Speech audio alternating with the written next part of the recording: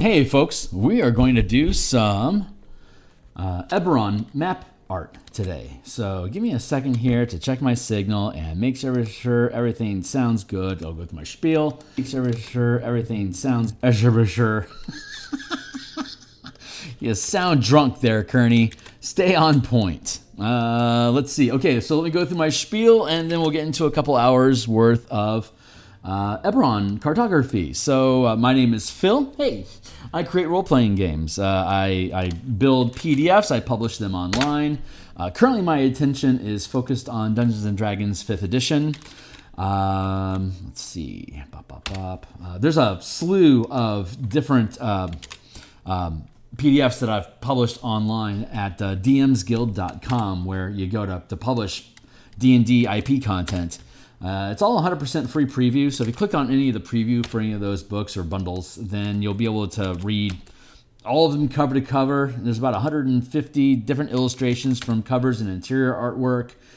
So if you're an art enthusiast, be welcome to open up the PDFs and check out the kind of work that I do. If you're a D&D enthusiast, while you're at it, you may as well read some of the rules, and if you think you're cool, add them to your game. If you find they're beneficial, consider making a purchase to consider more of similar behavior. Another way to support behavior is to follow me on Patreon. There's a link down below. I publish playtest stuff, and very rarely I have updates, so it's not a very active channel right now, but we're working towards that end. And let's see, there's also a link to my Twitter. I always post that I am live on Twitter. I've just posted that I'm live on Twitter. So if you want to receive notifications of when I go live in the future, you too can as well at FILKEARNEY, Phil Kearney, that's me. Let's see, I think I've kicked through live on Twitter, books, support me on Patreon. And oh yeah, and then the last thing is we're on YouTube. So if you don't mind to like, subscribe, hit the bell notification so I can build towards 1,000 subscribers. At that point, I get paid by YouTube to log on every day and paint for folks. So wouldn't that just be amazing? This book cover, we're at episode 133 of this adventure. And this cover was created, I want to say, around episode 40. So you can check the Eberron Crystals of Mabar playlist to see how we built this cover. And all the maps, including this one that we're currently going through the process of building. Once we finish, this is the last large map that we need to get built. And once this one is done, there's a few little smaller vignettes of like abandoned gazebos, shelled out cottages, sinkholes. There's a couple different swampy ground, just little flavor vignettes. That are some optional adventures, as well as just little things that you can just throw down on the table just to have some loose terrain. Once we get that done, we'll be working on tokens. If you tune in with me in the mornings, Monday through Friday, I'm doing NPC and creature tokens for the Light of Zaraxis adventure, which is the official spelljamming adventure that WotC published. So once these maps are done, we'll be moving into that sort of a space. And I reckon we're going to be done with the Spelljammer book and hopefully have that published by the end of July. So we'll be, once that's out of the way, this project will move forward and be active Monday through Friday every week until it is also done. And once the edits are completed, we'll be doing the page layout process and doing the exact same thing that we're doing with the Spelljammer's Adventures in Space on that playlist. We'll be doing the exact same thing that we're doing here now with the Eberron Adventure Crystals of Mabar. Also, if you're interested, I do a game development stream on Tuesday at lunches. So not only will I be doing token art tomorrow morning, in the afternoon around lunchtime here in Seattle, we'll be just doing like coding text and talking about mechanics and subclass construction and shit like that. Beyond that, Saturday we're doing book cover art for Joseph Vargas, Ukulele Bard's upcoming role-playing game Reclaimant. So if you want to tune in and see how I build landscape artwork and book cover composition, you can check out that playlist underneath my commission stream. And so I guess with that, we'll just continue where we left off in this project, which was we were creating land scruff. So I'm going to make sure there. I want to go in here and I want to grab this color.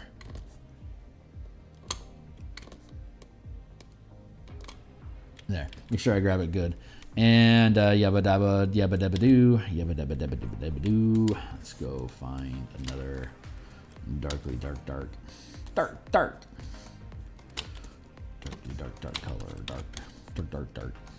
Yeah, that's pretty good. Bop, cool. And then we're going to go back to the brush that we were using, which was my fractal brush. You can see its patterns being demonstrated inside of this one here, about that size feels about right. And then we're going to add in the same thing, use the fractal brush to create building scrag, and then we use the eraser at about what, 30% opacity? Yeah, we got 30% opacity up here on the board. So when we erase things, it leaves remnant behind. So we can just tap this thing into the underlying color so it becomes more like texture. I'm going to actually up that eraser bit to a good solid 60 to be able to really drop that stuff into just the color stain, basically. I don't need this in here at all. To be honest, I don't even know why all this crap is here in this building.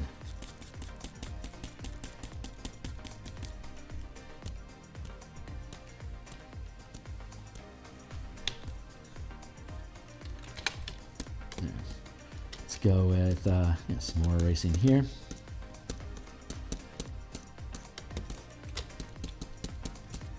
So right now we're just adding texture to the environment. I don't have much of an agenda other than I just want the ground to look good. And once that's done, we'll move on to rooftops. And then from rooftops, then we'll work on the interior floor plans here. One of the vignettes that I need to do is I also need to build a farmhouse. There's a number of farmhouses at this point that have been abandoned by the refugees that had started farming here that tamed this land in the first place. Mostly because of the amount. I'm going to drop the opacity on the brush as well, so it's more faint and takes less work for me to erase. But I'm going to have a lot of it here in this gap. That gap there. I want a lot of crinkle in there. It feels like it wouldn't necessarily get a lot of attention. So tapping in some stuff like that feels pretty good. Reduce the size of that so I can hit things a little easier with it. Delete. I'm gonna overwrite everything that's on structure here with a separate floor plan, like literally like floorboards and shit. So it doesn't really matter if I have a bunch of nature poking out from underneath it or not. It's actually better that I do, so that it gets all the way up to the wall and has that lifted space, the foundation structure. Hey Nitro, it's good to see you, man.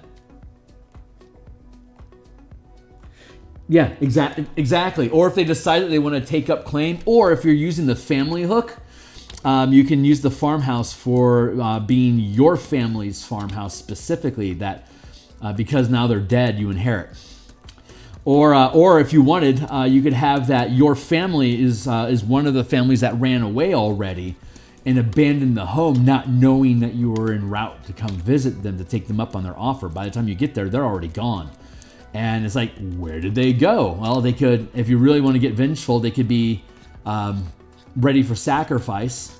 Or they could have been spooked and left the area in general, maybe like southward towards the Talenta Plains, and then ended up getting in trouble there. Like sometimes people have quests to find their families, or like to reconnect with like a sister or mother or something like that. And there's actually a lot of fun that you could be had there if a team finds out that this is where they've landed and just didn't know how to get word out to you, or trying to avoid you and you had to hunt them down or something. But to discover that they're in this little thorpe, and then for you to show up and then find out that they got captured by cultists for sacrifice. It's like, ugh, it's just one more thing. But sometimes players have plot lines like that. Like that's their story background.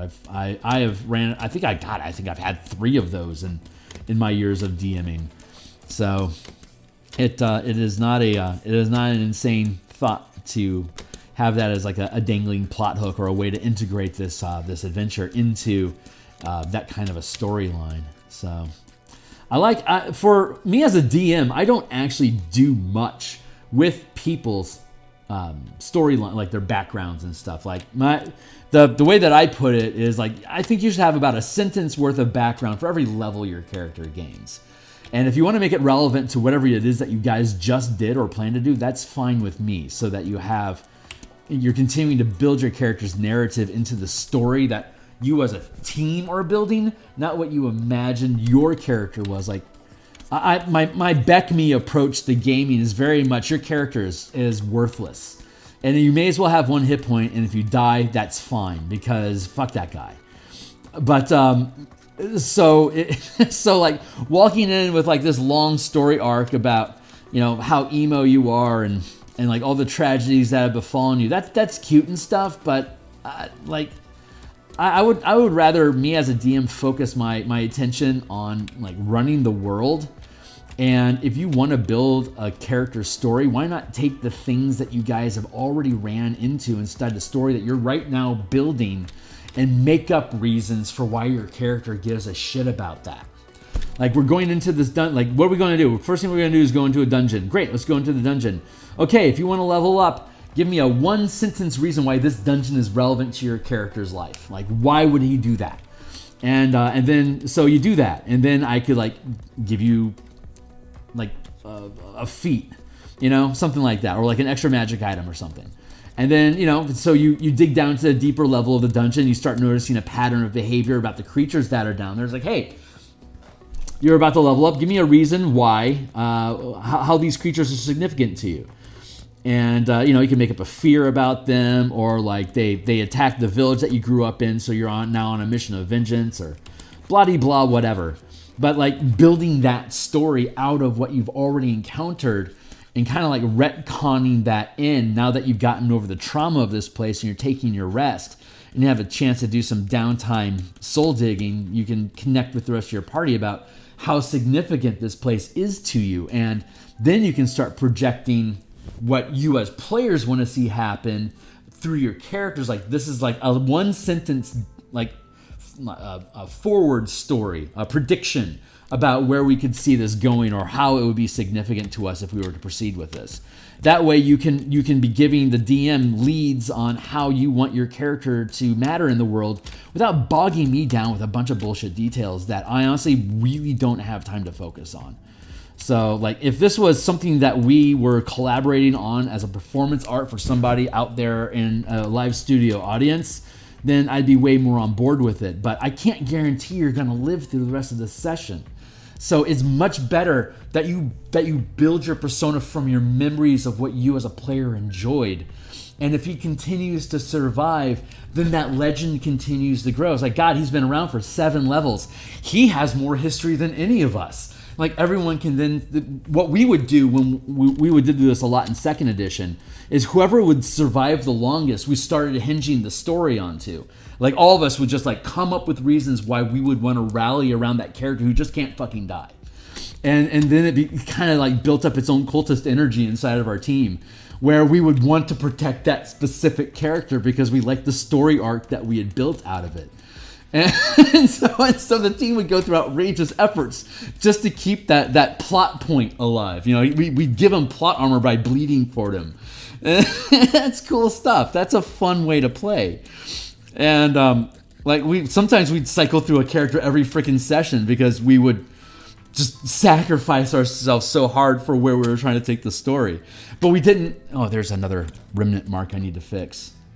Hold on. Oh, that's in the ground. Hold on. I'm in hard ramble today. That's probably going to be a lot of fun.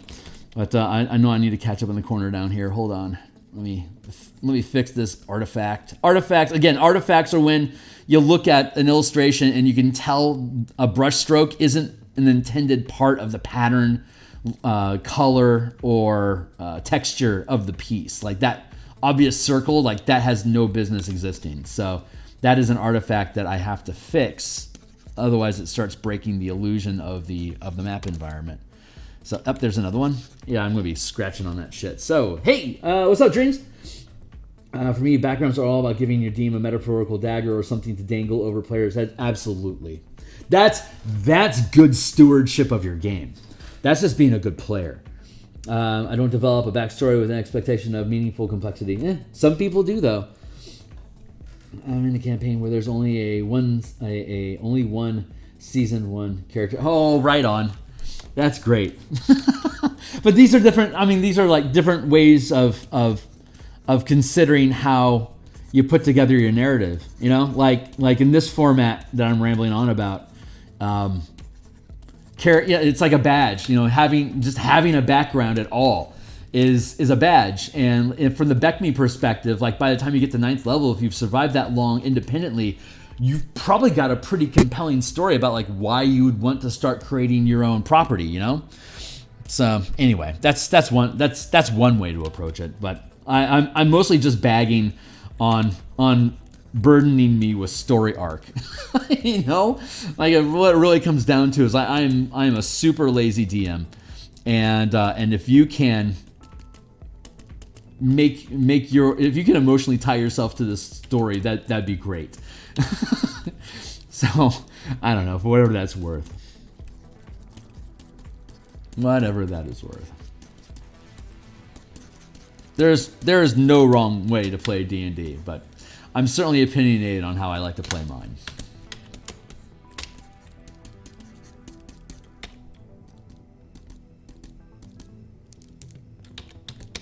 There we go. Meow.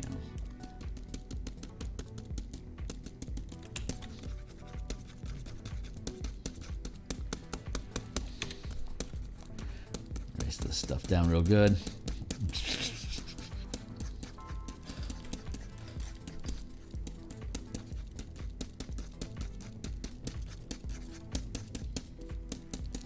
I like running campaigns. Each tier is a season, like level 1 to 4, 5 to 9, 5 to 10, 11 to 16, and then 17 through 20. Like that's like 4 seasons to a campaign. So you set up your, like, there's not, you might have an idea, like I might have an idea of what the overarching theme of the campaign is, but during the first tier, it's mostly just getting the players used to working with each other and having them in a relatively safe environment where they can Scooby-Doo a bit, find out who's important in the region, and get a grudge against a local bully or a crime lord or something that, like, if you're in town and there's like a strict no combat policy in that town. I love doing that. I love starting the players in a large metropolis area where street fighting is heavily punished. So, like, no weapons, no one carries weapons. If you get caught brawling, you're going to spend time in the brig. And you know, if you get caught doing it more than once, they'll brand you, and if you get caught again, they'll exile you. So level 1 to 4, it's like no one really wants to fight in town, but it's too dangerous to head out into the world abroad on your own to start hex mapping, you know?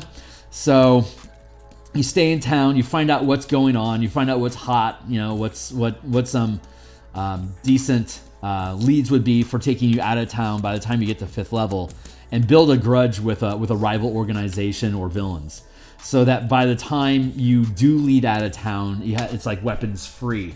When you finally get out of town, a lot of times it's either you trying to go someplace and being pursued, or you pursuing your designated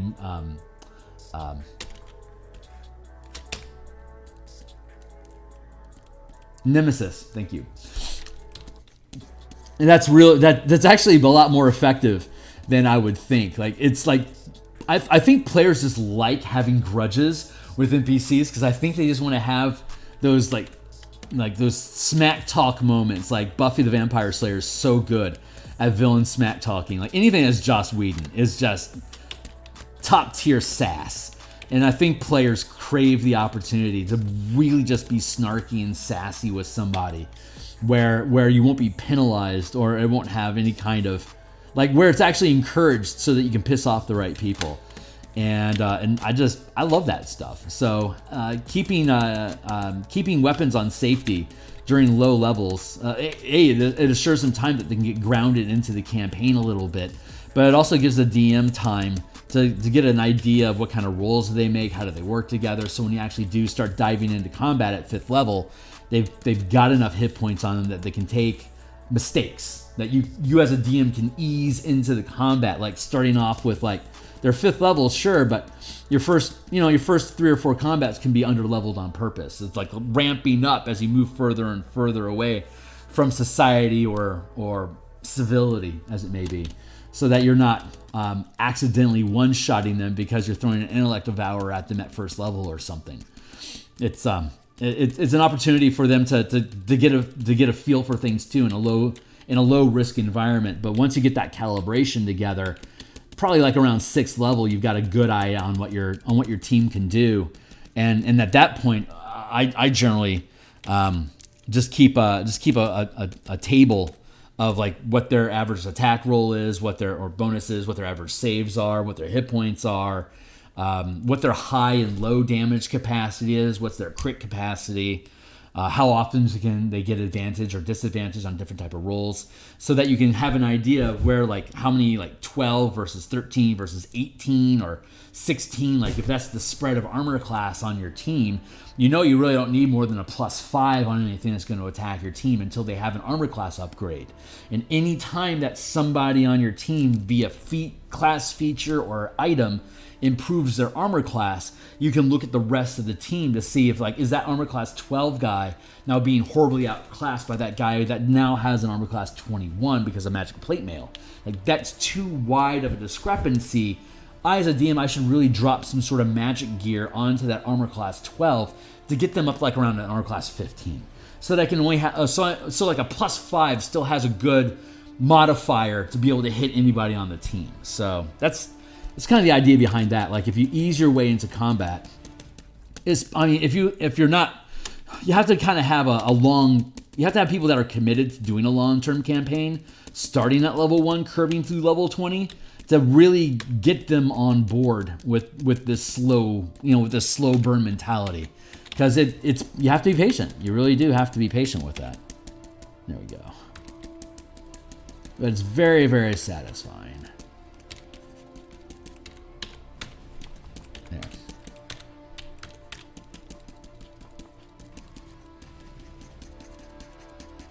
Text.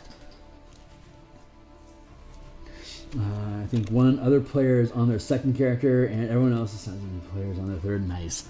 But how long has it been running, Nitro, and what's been the level span? Is this the Eberron campaign you're talking about? A lot of that is character retiring. Oh, okay. It's great when a player has an endpoint, like an endpoint objective for their character, when they know, like, this is the time to check that character out. I mean, some of my players just like cycling through lots of characters because there's so many different types of characters you can play. You kind of have to retire or kill a character to get just to be able to play a new mechanical action loop and just to get a feel for the game. But narratively, like when a player's like, I think this is a place where my character would drop out, let me build a new character, I just love that. I think that's a player that's really that's self-motivated and engaged with the content, just like I like it, where they can do all the work themselves to make their life make sense to them, and I don't have to worry about it so much. Because they're gonna find a way to make whatever's going on relevant and fun for interacting with other characters. When I do play by post, I'm like that. When I'm at the table, I don't have much backstory or anything at all, because combat takes so long in person that I tend to like to make sure that there's more time devoted to exploration, combat, and decision making as a team. So I tend to devalue my own backstory and my own character narrative. But like in play by post, I love diving in and making my character be able to have, like, address every character on the team every time it's my turn to post in rotation so that I can have like a side conversation going with one character about like maybe alignment philosophies or something, while, you know, engaging with the DM and whoever I'm partnering with to achieve a task, you know, whatever. But when it's text only and you have time to just sit and ruminate on what your action is going to be, and that's how the campaign is structured. That's what's expected. It's really, really fun to build your character around other people, and it's so play by post is such a great diary type style of being able to build those narratives with each other, because you just open up another thread, another topic of conversation. You can have multiple debates and philosophical conversations going on with different characters in the party at the same time, and it never gets in the way of anything else that's going on. It's just side content, just side riff, basically just mucking around. And as a DM, I would often reward that behavior with like extra experience points or like story points or inspiration or whatever mechanic it is that you're using. But yeah, you can very much control the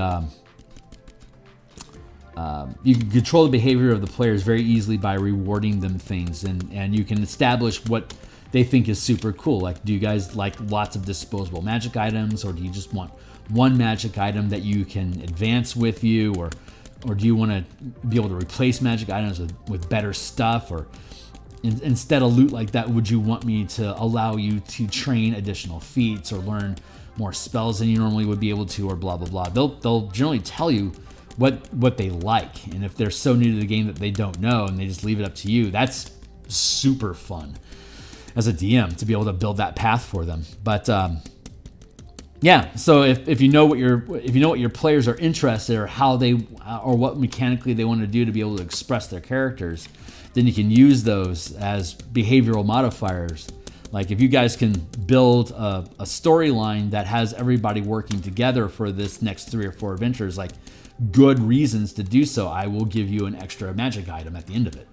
It's like, okay, you know, so it's just kind of like a no-brainer. And a lot of them is like, I was going to do that anyway. It's like, great, now I'm locking you in. Like, okay. But these are all things that you can establish in session 0.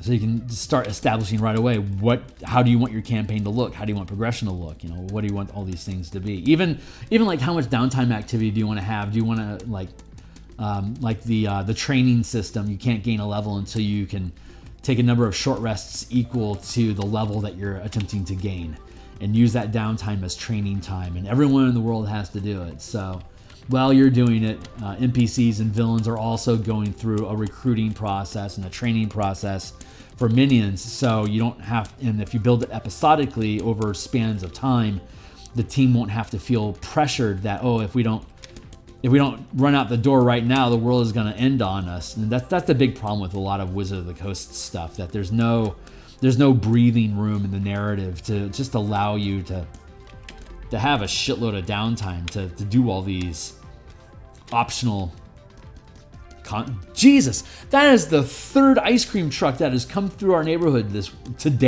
just today. There's 3 different ice cream trucks, and they've all learned that there's a crap load of kids in this neighborhood. So they all circle this place like sharks now. That's awesome. It's nice to know that there's so much competition in this capitalistic world of ice cream vending, because I don't have to break stream to go run out and grab an ice cream sandwich. I can be a little bit more casual about it now. Play by post is hey Nax, good to see you, my guy. Oh god, boy, play by post. Hold on, let me catch up real quick.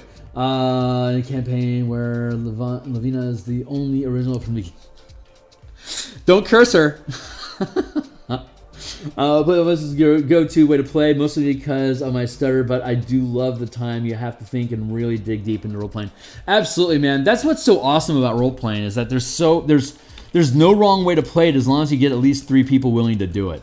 So I just, and there's just written word is such a different dynamic than live table play. Like everyone's like, you know, we gather together to do these things. Like, man, if you're a web kid, you know, like if you're like 30 some odd, like 30 to 40 years old, like play by post is a really comfortable medium to be inside of. I was running a live campaign. Oh, neat. The campaign was so much fun. I love seeing what the PCs do when I'm running it. As for PvP, the combat lags, but the RPing is so good. Yeah, super, super good. Just myself playing and Enigma as the DM. Oh, that's good stuff, man. How do I do combat? Well, when I was a moderator at RPG Crossing, it was a God. This was like 2003. So it was just forums, and we didn't have any virtual tabletops really. So what we would do is we had an Excel document that we would paste to each post, and every time you pick it up, we had a map like this. Like I would make a map like this, but it'd be on an Excel spreadsheet. So I would have like all these table widgets would be. Hold on, let me see if I can go find you an example real quick. I don't go to my DeviantArt website a lot, but it certainly exists. So let's go to Phil Kearney. Here I am. Here's my shit. Let's go. I'd log in, but I don't want to bother. / don't want to show my password. But I do want to show you. Let's see.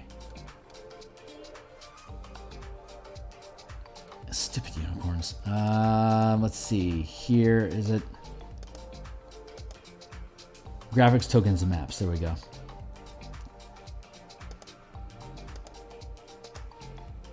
Hold on. Here we go. I was running a play-by-post, which was set in a Wizards Academy. So here's the Excel spreadsheet I made for one of the floors. There's 3 floors to the Academy. And so as you can see, this is an Excel spreadsheet here. And I built this with fills and objects. Each one of these beds and desks are, God, that advertisement is annoying as hell. I really should log in. Burp, there we go. Burp. But yeah, these are all objects that I built inside of Excel. So you could grab this bench and, like, if you wanted to rearrange this auditorium because you wanted to do a thing, you could grab each one of these benches and move them to another location. You could take this podium off of the dais.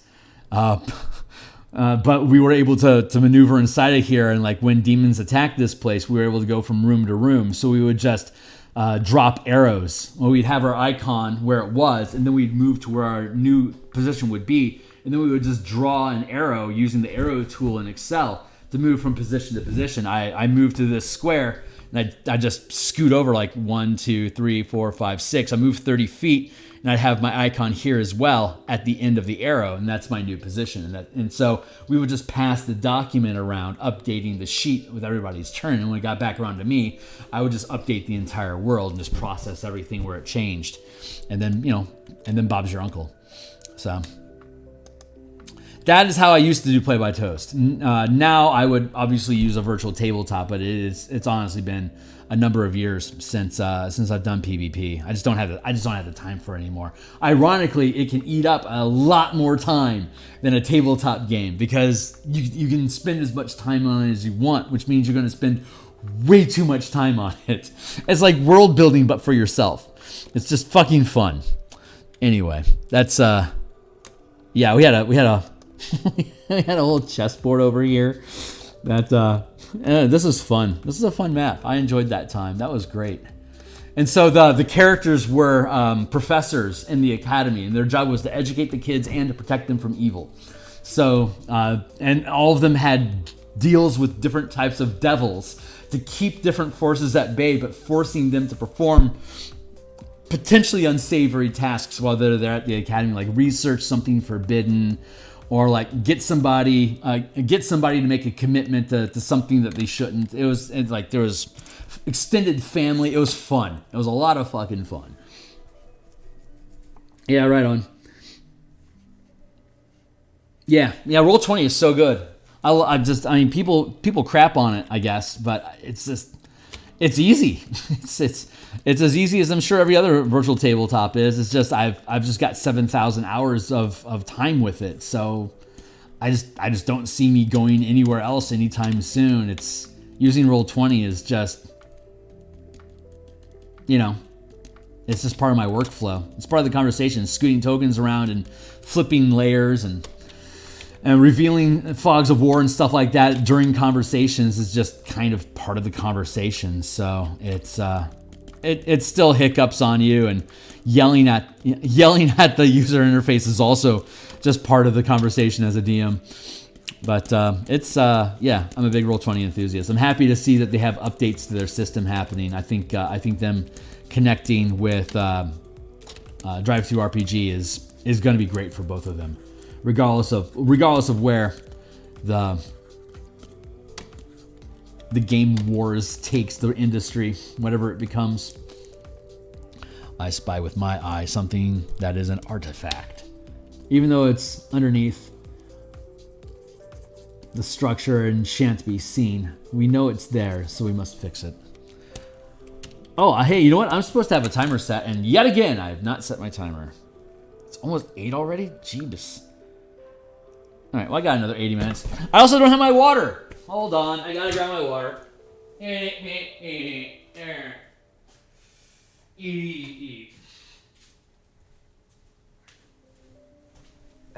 we go.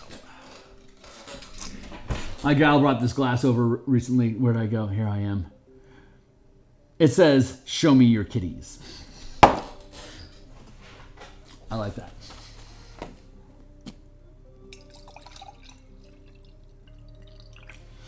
Fill it up.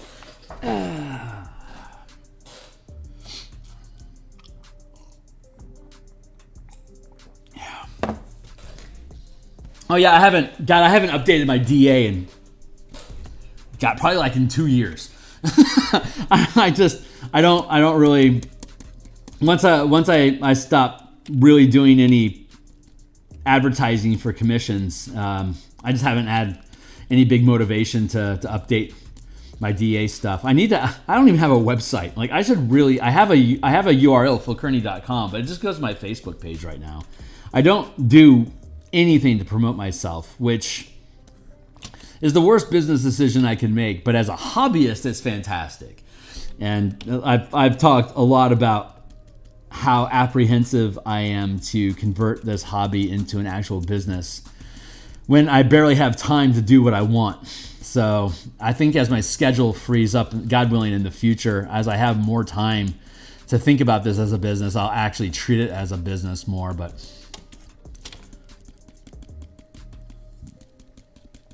I don't know. I like the idea of being able to. I think more than anything, I like the idea of just making extra pocket change for when I'm old and I can't work anymore. God willing, I'll be able to continue to paint. Be some like ancient lich with a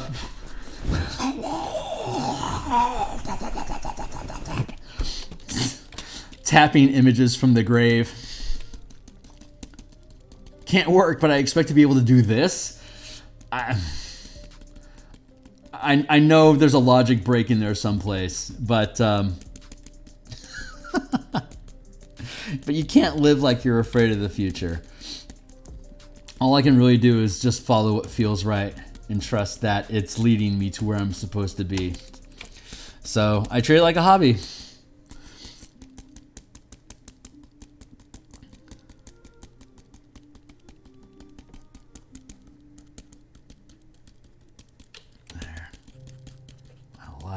God, I like this terrain. It feels so good. Such good texture.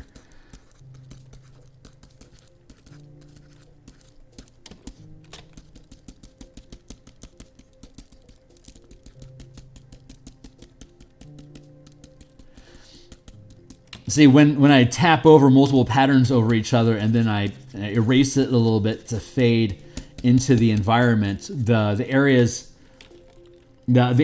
where it has had multiple intersections, these little dark pips are like little grass.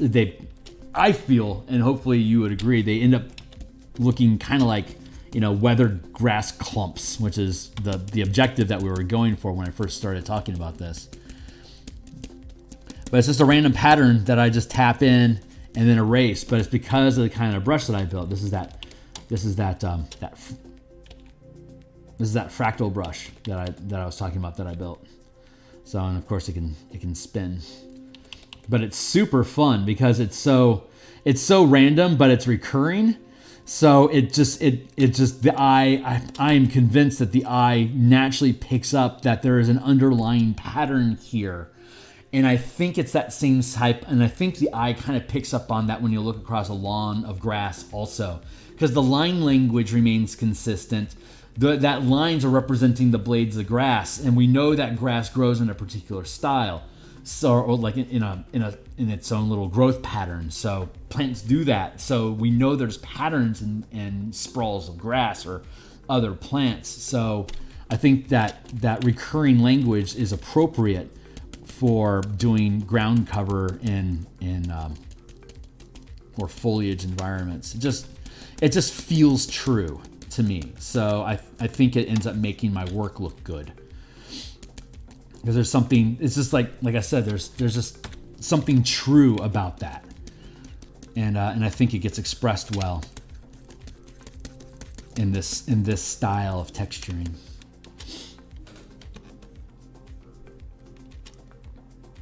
Oh Jesus, you don't want to buy my crap. Like $1,500 for a cover. $400 for a full page of character art. I'll do a landscape picture for like $400.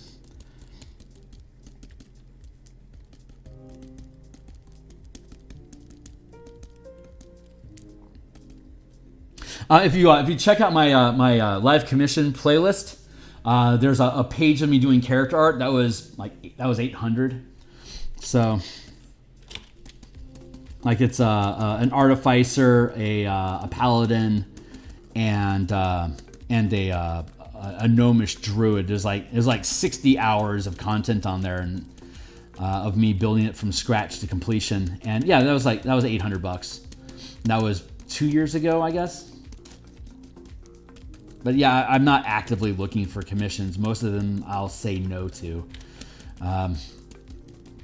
The cover, the reclaimant cover that I'm doing for Joe Vargas, Ukulele Bard, he helped me build the Spelljammer Combat and Exploration book. He was my math technician, if you would. So and he also helped me with mechanics. Like we had a 2-hour conference every week for a year while we built that thing, fleshing out the mechanics and looking at playtest results and meshing over the mechanics. So. Part of the payment was building a book cover for him.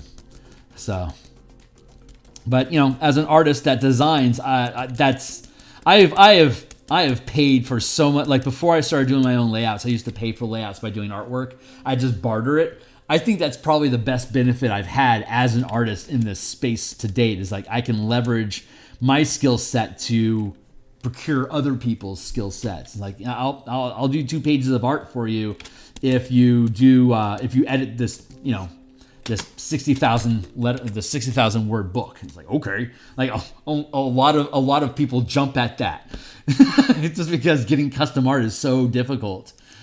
Like everyone's like, how many times have you seen Dean Spencer's Necromancer painting on the cover of a book? Like now, how about I paint a Necromancer exactly the way you want your character to look? It's a decent selling point.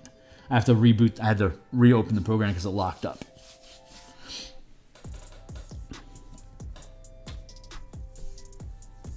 Yeah, like I said, it's just I am not actively looking to get hired. Like I've got so much on my own plate. I have to have like I have to put a really high price point up there to know that if I'm going to invest my time on it, it's going to be somebody that really is going to want to value it. Not to say that you wouldn't, but also that it's a large enough project that they can afford to budget that. So I know that it's ultimately going to be that we're both growing together. It's that leveraged tier, you know. So, but that's allowed me to get really high level skill people to work with. So I have a really high level skill of art. I can pull in high level talent to help me with edits and layouts and consultation work. It's play testing, all that stuff I've been able to barter for art. But thanks for caring. Thanks for being interested. I appreciate it. Hopefully I'm not coming off as an asshole.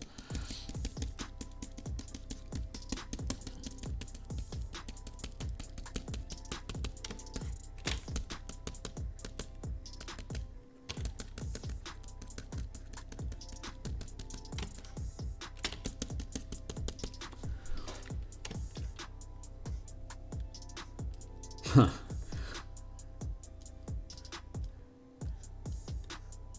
Maybe I'll be scratched that up by a cart. We'll see. Well, I'm kind of making space on my Saturday mornings to do that kind of stuff if it arises. So I guess I'm kind of open. I mean, I'll be picking at Ukulele's Reclaim It cover for the next couple months. He says he doesn't need it until end of August, but I'd like to have it done in July. I don't know if I'll have enough time dedicated on screen to do that. If I really want to hit that mark, I might have to take it offline for a couple hours, but I don't know. I might be able to hit that number.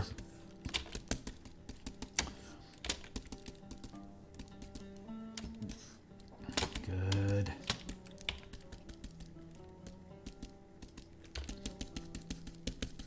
Let's scratch that out.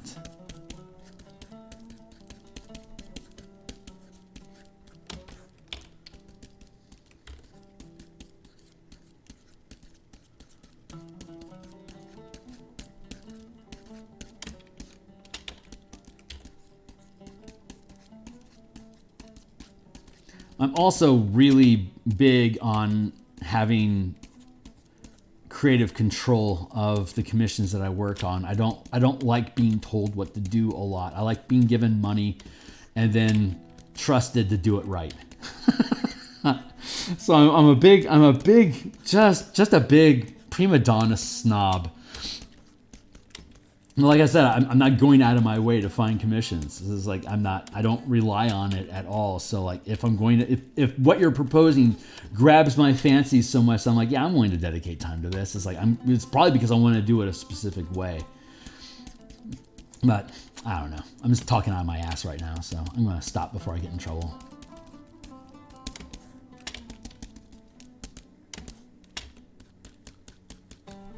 But I've complained a number of times about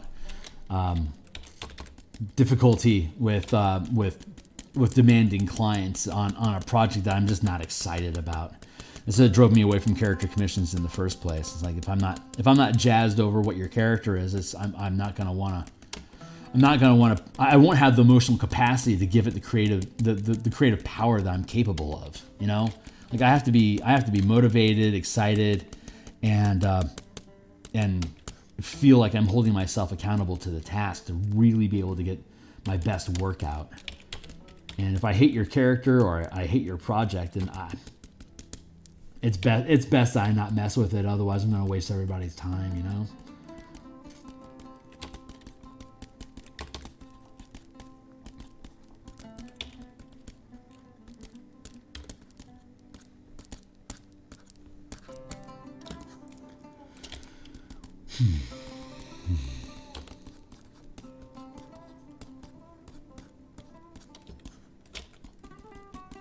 Tap, tap, taparoo.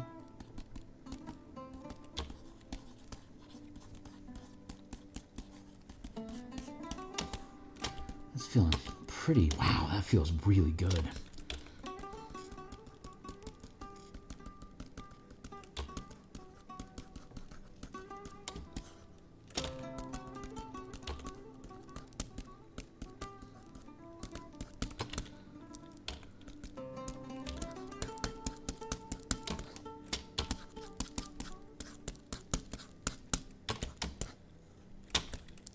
I've noticed a substantial uptick in cussing on my channel recently, which makes me feel like I'm feeling a lot more relaxed and comfortable on where I'm at, where I can feel like I can talk off the cuff and got a bit of a sailor's mouth.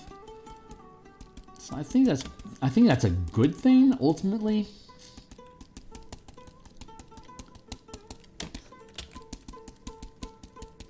But I also have to be careful about it, because if I start getting too relaxed in topics of conversation, I might end up talking myself into a corner I won't appreciate being in.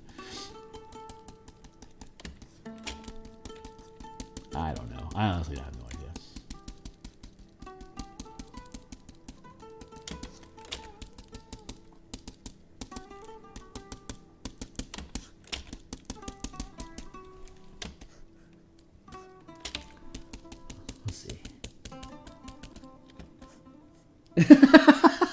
Say them swears.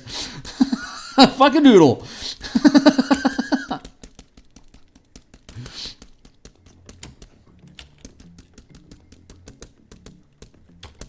It's water time. I'm running a little hot today.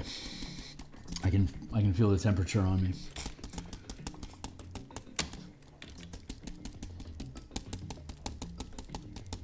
We're just about done with this ground foliage. Man, that feels good. Let's scruff that out a little bit like that. Erase it in. This is what I had wanted. This is the kind of texturing I had hoped that we'd be able to pull out of it. I'm really happy that we found this solution. This feels good.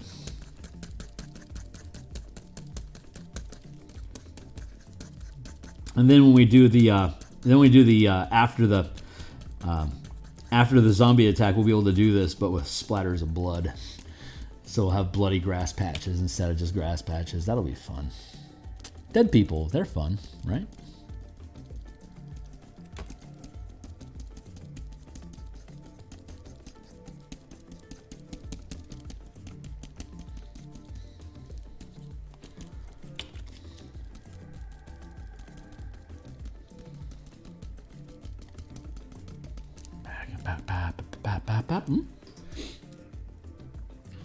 Use this mechanics aside, what would you think about giving the 5e Warlock similar mechanics to the 3.5e Binder? Streamlined. I love the Binder. I was a big enthusiast of the Binder. It had an interesting blend of character options that may otherwise be difficult to get. Like at first level, you can get like 2d6 sneak attack dice, which is all you needed to access the Tamflamar battle Shadow Pouncer prestige class, for instance. That and Incarnum both were like almost like shortcuts to different prerequisite class features needed to access various PRCs. And in my Dark Sun campaign, I used binders for defilers, and each vestige was a different Dragon King. Like, Dragon Kings weren't just people; they were forces of nature or unnatural intellects that these defilers channeled to make decisions for their city-state. And the High Priest was just somebody who was capable of channeling, or was capable of binding that vestige more into reality. And we used the Red Fae, the Red Wizard of Faith circle magic from 3rd edition from Magic of Faerun, where you'd have all these different binders that would channel the same vestige, and after you got X amount of them, you'd be able to automatically rank up the amount of vestige power that there was. And if you had like 150 Templars that focused all their vestige power into like they could bind like 3 or 4 different vestiges, but if they dedicated all of them to that one vestige, they could take the extras that they bound and hand it off to their upline, their immediate masters, so that master would be able to bind through them a higher level of vestige, and this would all channel up the pyramid till you got to the apex, and where that one high priest would actually be able to manifest as a living embodiment of that vestige. So each of the Dragon Kings was like this different terrible force of nature, and so that just makes perfect sense to me as a warlock. Like I could see the warlock having that mechanic as a way of connecting or like manifesting their patron into the material world. Love those ideas. That stuff is so fun. It also made for guiltless killing. Like once a Templar would sacrifice so much of their soul to their vestige, they no longer really had their own personality. They would just act more and more like that vestige would. So you have like, if it was like a murderous vestige, everyone would have like this little bit of a psychotic streak in them to different degrees, be a little bit crueler, or be a little swifter to judge you or to punish. So like they had like this dehumanizing element to them that it just felt good to punish them for surrendering their humanity in that way.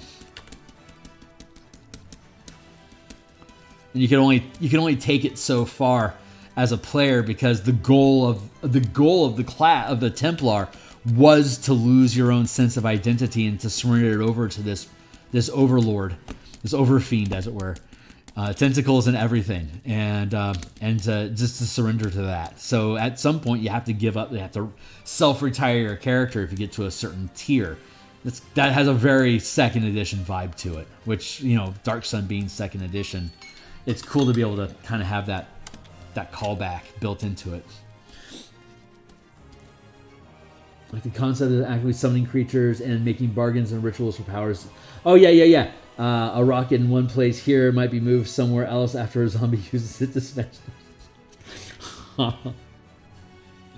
Yeah, I love that idea. Like actually being able to actually like finding names of bargaining demons in old literatures and then performing the ritual to summon them, and then to like go through a contract bartering process like they have in Descent into Avernus. I think there's a lot of merit to that. There's some soul contract stuff on the DMsGuild that he works for Wizards of the Coast now. Armand something, I forget his name. But he had a pretty cool devil contract. So like a character advancement cycle could be something like each time you gain a level, you gain another piece of, or can start a new contract with an existing or new entity that would, again, gain you like a feat or spell access or whatever kit of powers it has access to, almost like in a mystic sort of way. Like here's the kit that you get with that pack. You can pick from these different pieces from these different tiers. But that's pretty I mean, I'm a big pick from a list kind of resource guy. Like infusions, invocations, spell lists. I like option lists and then dedicating resources to those options to build custom built characters, and each class being more flexible to accommodate these different variants. But that's just that. I mean, let's just be real. That's ultimately the kind of role playing game I would end up developing if I made my own. It's pretty obvious. I mean, I do it with all my supplements. I just like creating overarching mechanical systems that can be used on both sides of the screen. That just expands the. I just like expanding use of mechanics in general. 5e is so pliable. Such a pliable base chassis system. I like it a lot.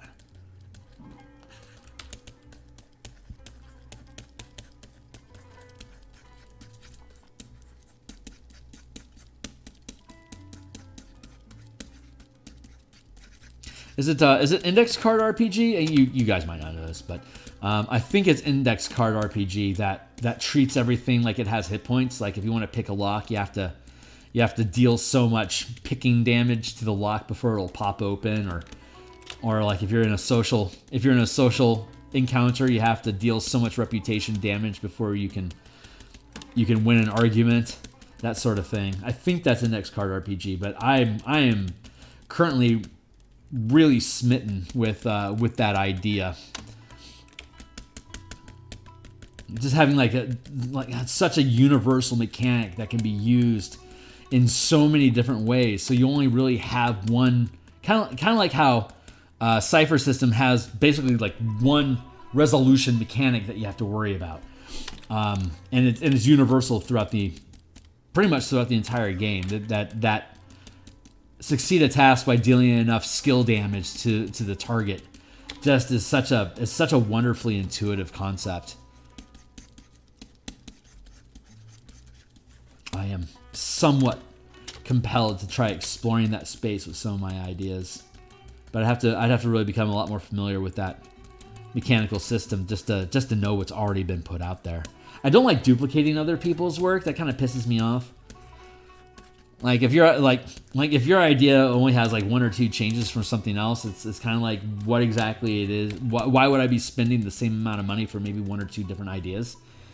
So when I build something, I really like it to be that's something that's filling the niche of whatever system it is that you're working with. Like there's, and to not be hypocritical about this, like my mass combat system, a lot of people have put out ideas and options for how mass combat can work in 5th edition, but none of them have approached it from my direction. So it's still, there might be a lot of mass combat systems, but like if somebody had this command die and scaling mechanical system already implemented to the level and depth that I've implemented it, then I may very well just add on to that. But like no one ever had any like color mana for Magic the Gathering. If somebody had created what I published already, then I would be much more open to just like, great, this thing already exists. Why don't I just focus on Boros and Golgari right now, because those are my favorite guilds. And then I wouldn't have to worry about all the mechanical work. Like if this stuff already existed, I could be so far, like I could already have my my Ravnica Rubble Belt campaign toolkit built, for instance. You know, like I have to build all this base physics because no one else has built it, just so I can start building the shit I actually wanted to build in the first place. But there's no context to have a conversation about like what does it actually mean to attune to a patch of swampland in a color hex crawl. You know, like I have to build all that shit to make it make sense because no one else has. So I keep finding all these cool things I want to do, and all of them are really benefit from all these different types of mechanical concepts that I got like 400 pages of mechanical concepts that I have to build and then implement them into something that people can already recognize so they can see why it's beneficial. And then after I get all that crap done, I can actually do what I wanted to do in the first place. Oh, sad Phil. So sad. So we're all so pity sad for you. So sad. Shut up and get to work.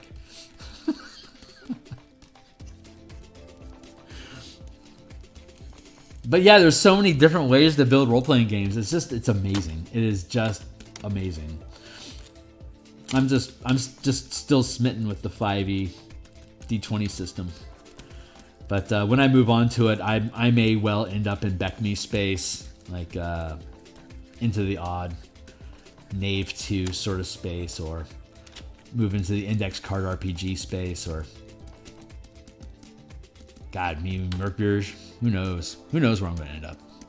It'll be interesting to see. I can't imagine me staying in 5e for. I mean, 5e is just going to naturally evolve over time, and it'll either evolve into something that I fall either more in love with, or I outgrow it and I move on to something else. So it'll be interesting to see where that evolves to in time. It's just I'm not ready to jump ship yet. I still got stuff I want to say here. And Eberron is such a fun campaign. Now that I know I can build adventures, man, I'm excited to build more of them for Eberron, man.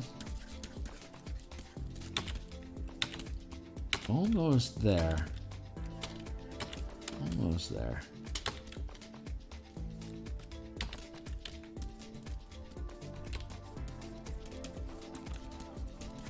Almost done with all this roughage. And we'll get into some rooftops. I think that's looking pretty good, though.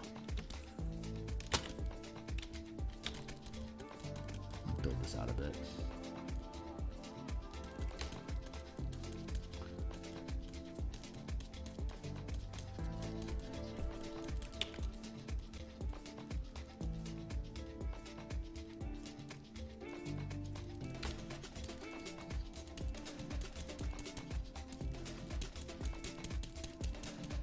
This would get some foot traffic, but not nearly as much. Because you're going to hitch your horse in here, you could very well come out this door, so you can go in through this door here, as opposed to out from the front over to here.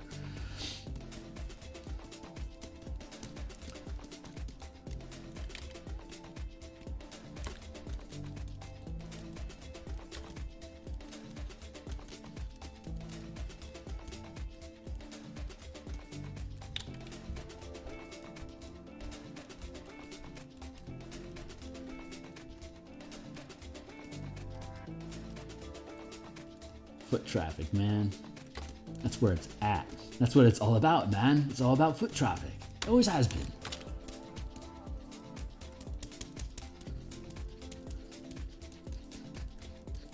I find if I use an accent when I say something, it sounds like I'm referencing something, even though I might not be. But it sounds like it's from something.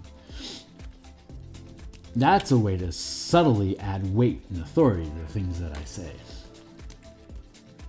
A lot of times people won't speak up because they think it's a reference, but then they're too embarrassed to admit they don't know what the reference is, so they just let it slide.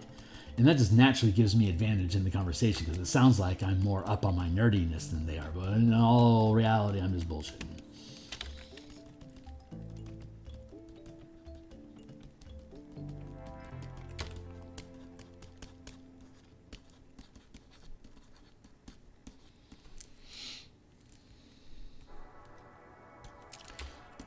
Let's do this. Erase that a bit. Oh, that's fun. I like that. Phil likes that decision a lot. Oh. All right. We'll finish erasing this stuff up a little bit to scuff it, and then we'll move on to rooftops. Next stop, rooftop.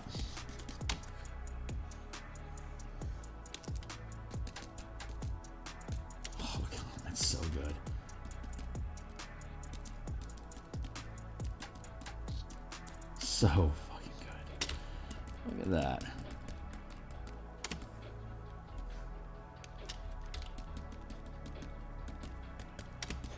So good.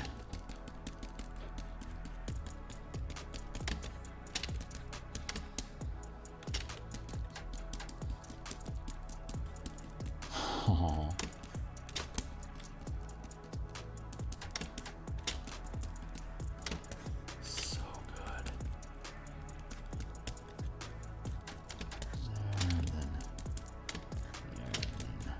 There.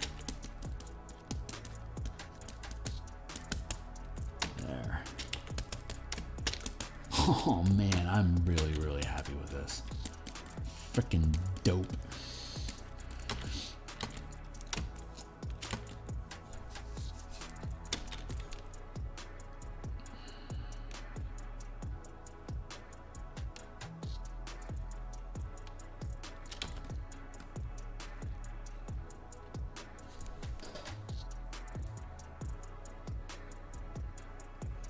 What?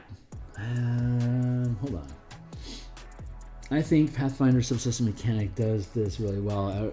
Every different subsystem, research, debate, chase, infiltration, etc., is essentially a different iteration on a skill challenge. Yeah. Right. Apparently not. Who can say? I'm sorry, man. That sucks. That YouTube has banned words at all is a little... feels a little Nazi to me.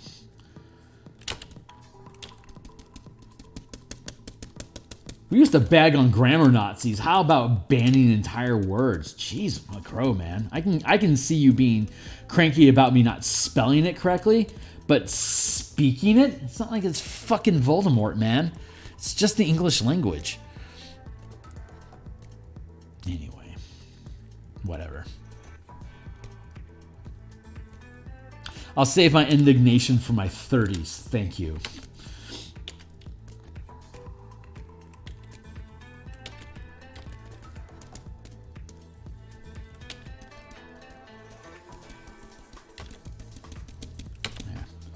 Now, what I know I want to do, like that, so like that, so here, so that feels appropriate. That. I just want to patch. I just want to dump a little extra color into the areas.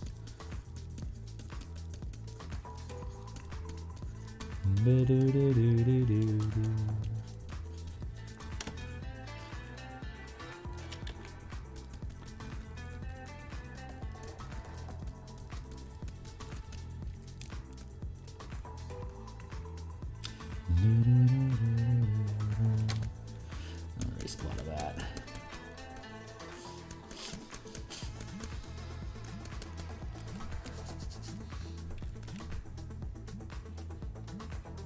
Yeah.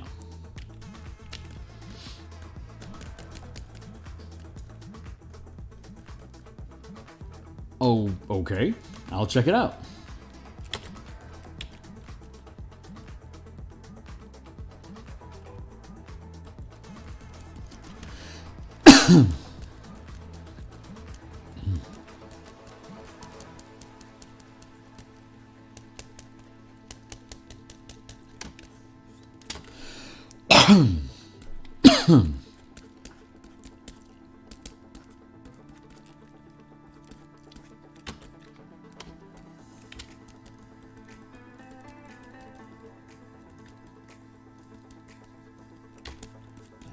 Scruffy.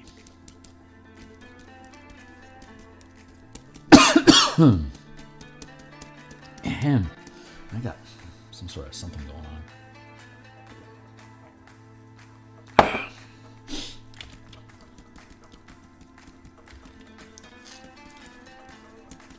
Irritable throat, feeling a little rise in temperature. Phil might be taking himself a 10-hour nap sometime soon.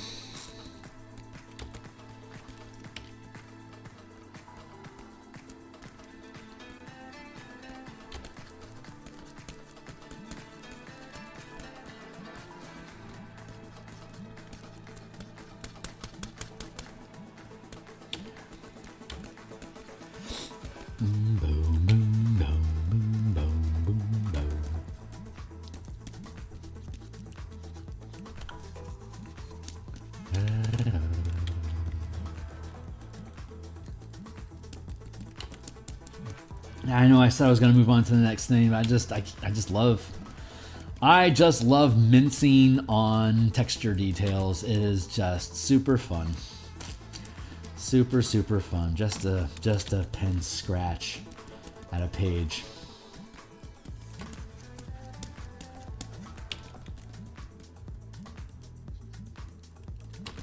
It's so fun to do things like this because I get to like visualize the movement from one building to another, like where these paths of travel, like who would it be that would cut across this grass, and why would they need to do that when they could just come through here instead? You know, like what kind of a relationship is going on that would cause that sort of thing.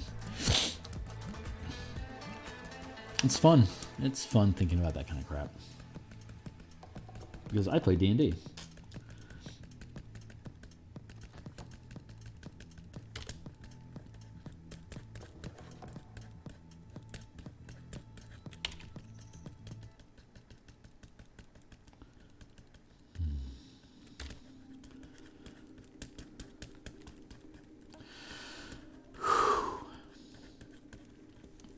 Birdie's coming.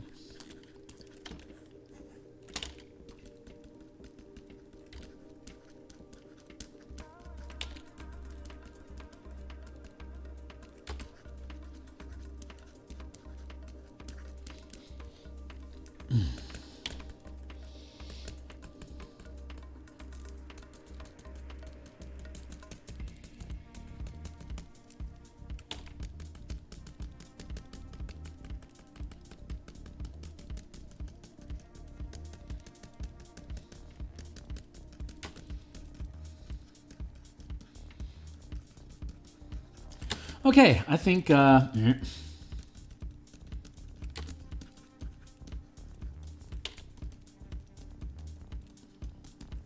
we go.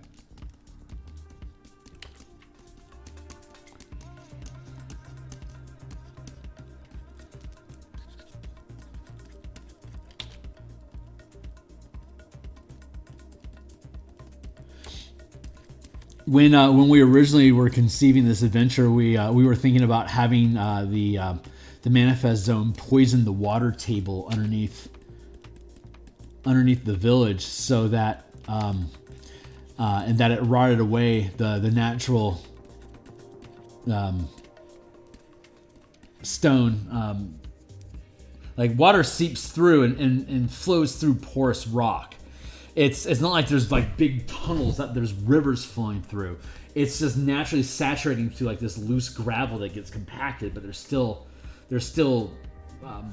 wiggle room to be able to move through that rock space while still being mostly solid packed earth, or like oversaturating clay, so it pushes moisture. That's how you can still have a well fall into a pocket of stuff, by digging out a space that the water just naturally seeps through and fills up. That's how that works. So the manifest zone from Mabar poisoning the water table would cause evil to flow into the well water. And the original idea was that the nature of the manifest zone actually caused that rock seepage to actually become Kyber caverns that you'd be able to spelunk and like hex like dungeon crawl through, like cavern crawling through the Underdark. But it was such a larger scope it would have expanded the project into a mega dungeon that would span 20 miles. So we're like, we should probably not do that. But it's a fucking cool idea. And there's an access point that you can still do that sort of thing in the here, I'll show you.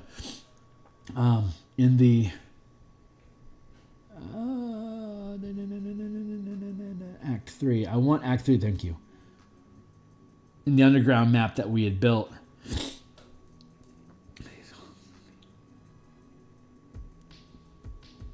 Come on, load, baby. God, these files are huge. They'll be a lot smaller when I actually merge them down as just a JPEG for compression. There we go. Okay, so this map area, when you get into this region here, this dark void here, it's actually a drain that would dump down into underwater river complexes. But currently there's a huge black pudding that's sitting on top of the drainage. So that's what's causing this water to back up. But if you kill the black pudding at the bottom of the pool, this place will eventually drain out. So I'm going to need to build an alternate map of this with the water gone, so that you have a dry land topography. If your team were to say want to take it over and use it as their own complex, you can see the actual land, like the actual layout of this place. But that's not my focus right now. It's something that I feel like needs to be. It doesn't need to be done, but for my own sense of completion, I really feel like I should.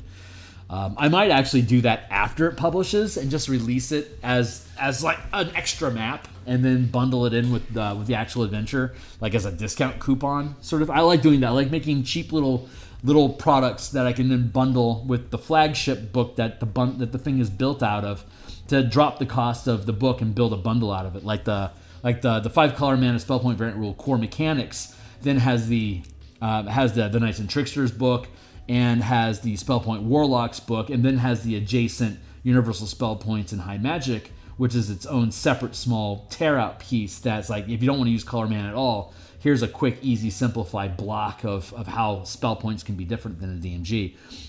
But I still want to do the spell point Sorcerer and spell point Artificer. I just haven't gotten to them yet.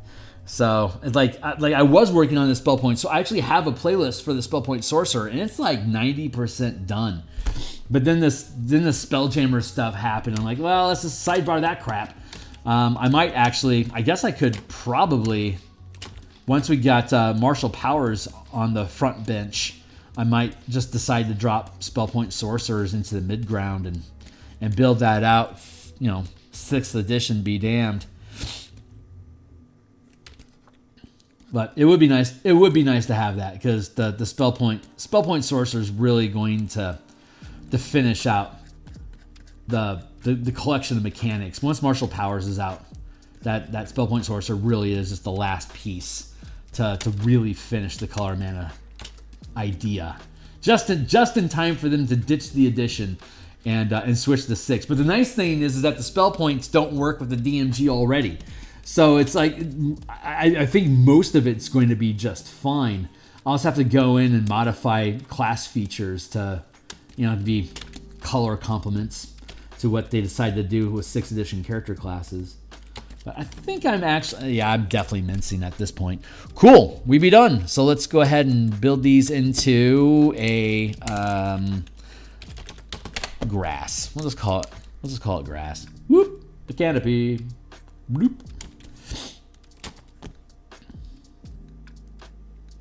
Auto save in progress. Oh, God, what a slow monster. Come on, baby. There you go. Actually, what I think I need to do is procrastinate my roofs just a little bit longer, and work on the. Let's get rid of the canopy. Let's get rid of the grass. Work on these trees a little bit because they're actually looking pretty crappy.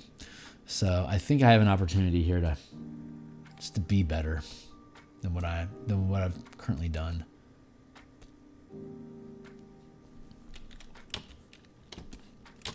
Where are all my bad girls at? We'll start over there then. Jump.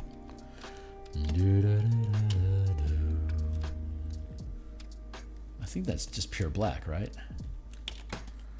Do I want to keep it pure black? That's the next question.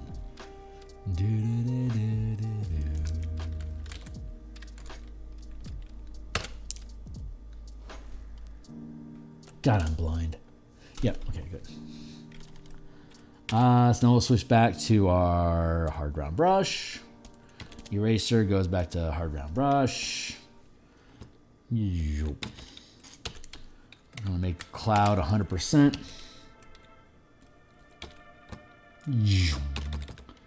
What do I do?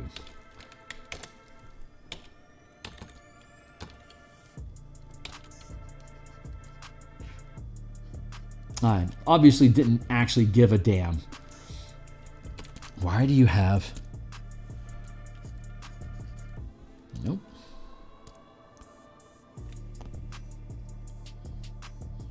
Pressure opacity.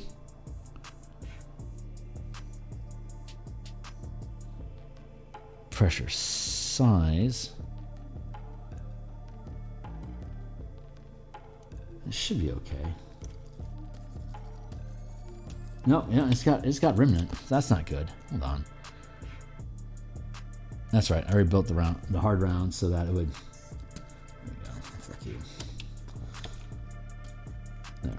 Let's spend some time building branches like I actually care about it.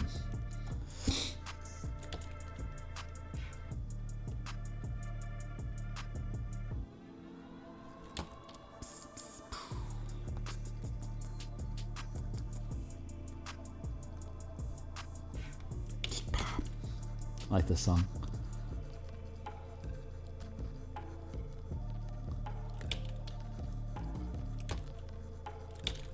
Frag.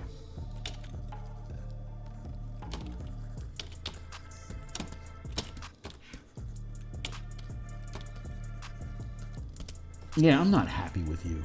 Hold on.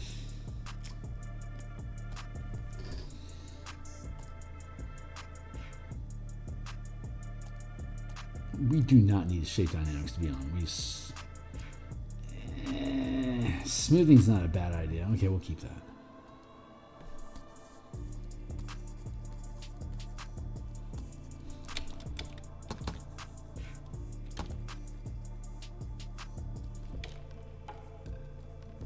I almost want to erase this, but I don't. It's just going to be the same amount of work, but...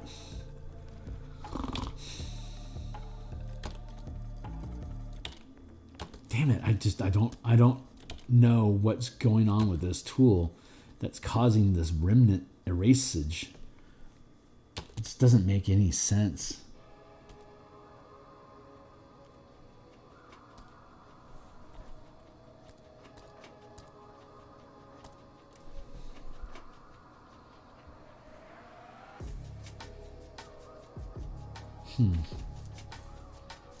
That seems to be fine.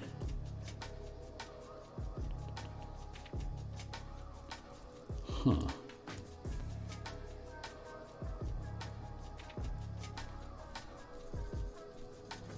See that? It's like, it's leaving a shadow behind. It's so weird. I don't understand why it's doing that. Screw you, Photoshop. Messing with me.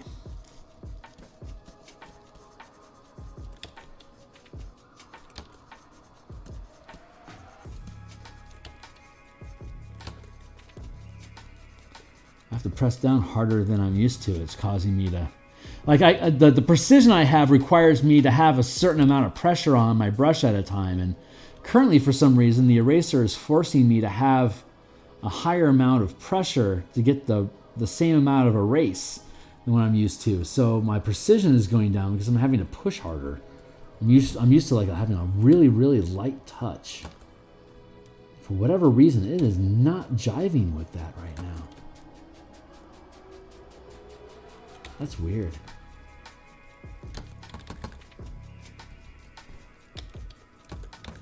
You know, I feel like I should use a different brush. Let's try using my wedge. I bet I'm gonna get, I bet I can pull some results with this. Oh, I just wasn't 100%. I just wasn't 100%. That's why. Because I didn't check my tools. There's nothing wrong with the setting. It was my opacity strength. There. Yes. This wedge brush is doing work. This is what oh, wait. This. That for brush. That for my eraser. Boop. Ah, doing work. It's a good brush. This is the proper tool for this. I'm happy I built this. I didn't know why I built it at the time, but I totally get it now. This is useful. A great freaking brush for branches.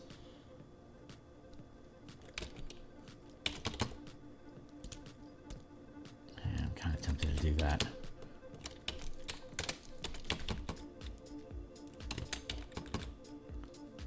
Nice. Get ripped, kid.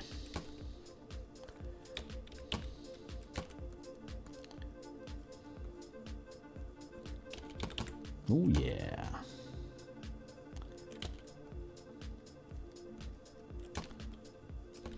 That is the stuff.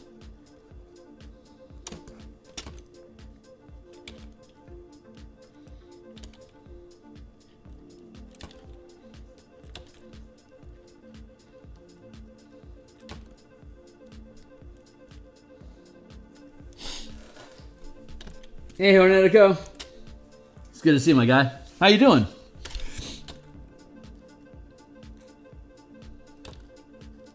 So what's going on with these hats?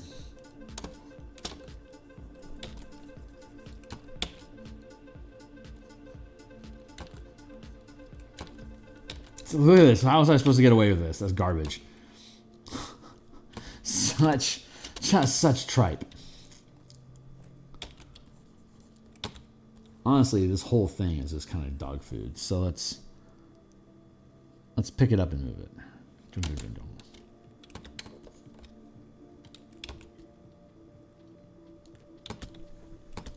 Better.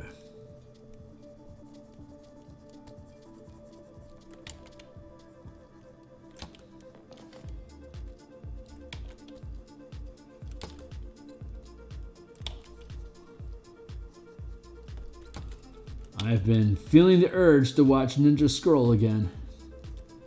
It's been a few years since I've seen that anime. God, Ninja Scroll is such a well-constructed anime. The storyline on it is just... It is such a well-contained story. Everything in that movie, it's like everything that happens, every frame of animation, it has meaning. Like, there's just so much shit going on in that film. It's so brilliantly built.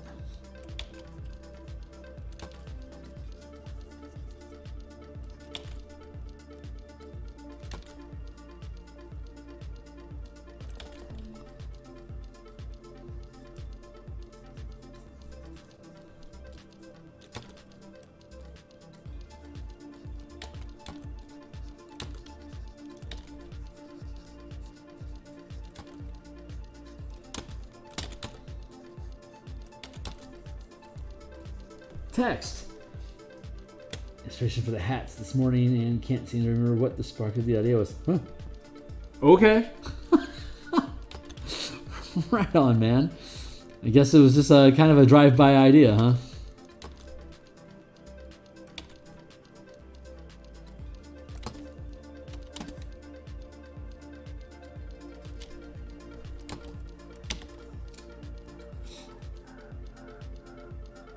Let's do like that.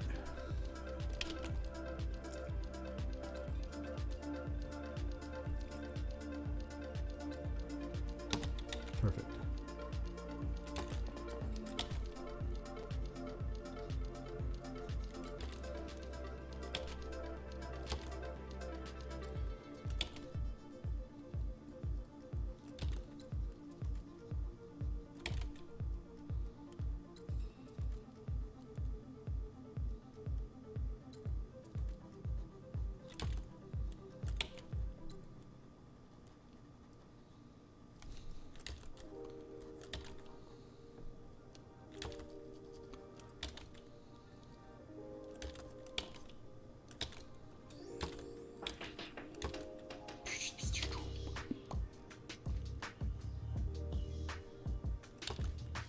I spy with my eye text. Huh? So our style changes I might be implemented because my current character art isn't satisfying. I'm never satisfied with my character art, man. It is a process of abandonment. Every one of them is I give up. Sometimes I'm like, I'm satisfied with this, but it's like if I spent 6 more hours on it, it really comes down to like if I spent 6 more hours on this, is it going to end up any better than it is right now? And sometimes legitimately the answer is no. I just kind of got to let it go. But almost everything is like I could take this further. It's just, do I have the time or motivation to do it? And at what point am I comfortable with just giving up on it? You know, pain in the ass. Artwork is just. It's just slow suffering.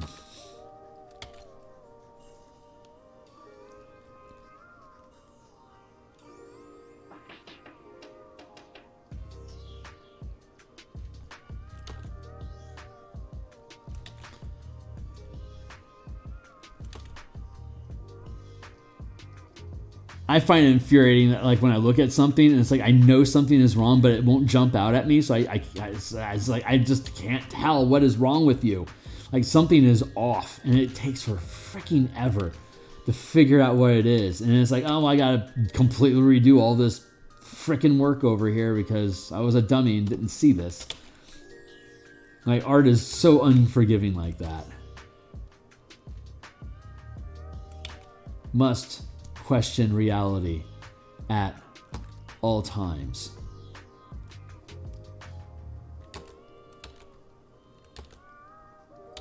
Diligence is fatiguing. But, you know, if patience was easy, I guess everyone would be.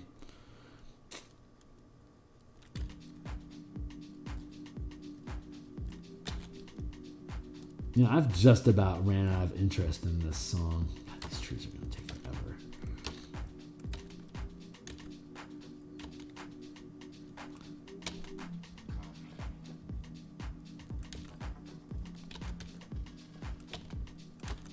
Couldn't just build them right the first time, could you, Kearney? Nope. What a brat.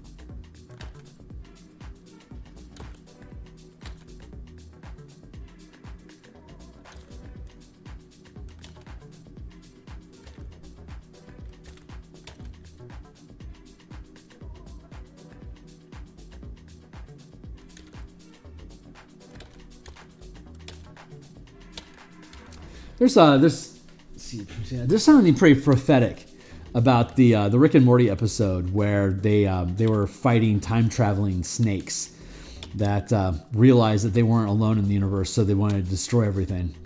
And it was at one point, so they had to go convince the snakes to stop doing time experiments and stuff. So they built snake suits. But I think it was Christmas or Thanksgiving, I can't remember which. But it was a feast. It was a feasting day. And so the Rick and Morty that had been screwing around with all the snake crap the entire episode were just fed up with it. We're just absolutely done with it. And but they had to spend all this time building these snake suits to be able to pull it off. And so they so they go back home and they're displaced in time. So when they show up and they know they have to do this, they have to build a stupid snake suit. They make the current Rick and Morty that were there do it for them because they were so just fed up with fucking around with these snakes. They just wanted to sit down and have a meal with the rest of their family. It's like, you have to do this and go back and deal all this crap. We're going to go have a meal. And then they just leave pissed off and sit down. It's like, wow, what a jerk. And then for the rest of the episode, it's them that you're now following, if you go back to the beginning of the episode, slowly building rage towards hating these snake people. It's like, all we want to do is just have a meal. And all this stupid crap is getting in the way. I don't know why that came up, but that was on my mind, so I thought I'd share it. Oh, delayed gratification, that's what it is. That's an interesting essay in delaying gratification by doing hard work and getting things done that you don't want to do, but you decide to muscle it out. It's because the you that's going to be fed up with it is going to appreciate the opportunity to actually stop when it's done, because you put in the work earlier to make sure things were set up so that it flowed smoothly. Like if I had taken the time to build these trees correctly the first time out, I wouldn't be sitting here screwing around with this right now and frustrated with how crappily I did these trees. Like, it's because I wasn't willing to do the work in the beginning. I now have to come around again at the end, and I can't move on to the next piece of the illustration because I cheesed the details first time around. Anyway, I don't know why those are actually related. Now that I talk it out, they aren't actually related at all. But it seemed relevant at the time, so Molotov.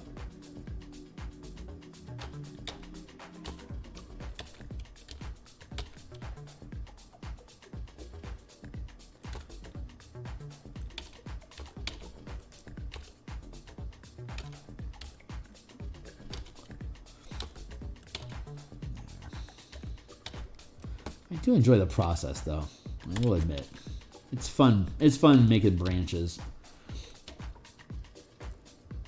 But it's another exploration in how far down the rabbit hole do you really want to go with it. Like, you know. Because they'll take you.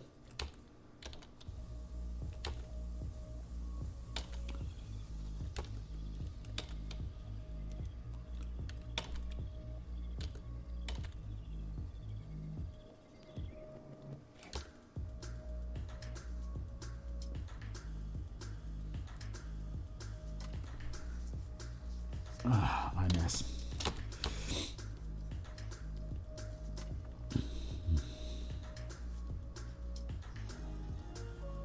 Just gotta whittle these things down to a point.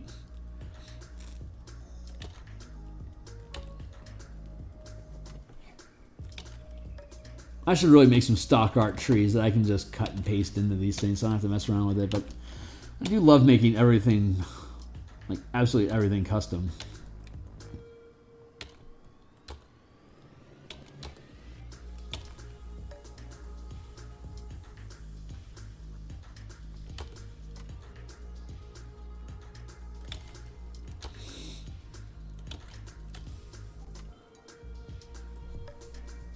Oh man, I got oil in my eye.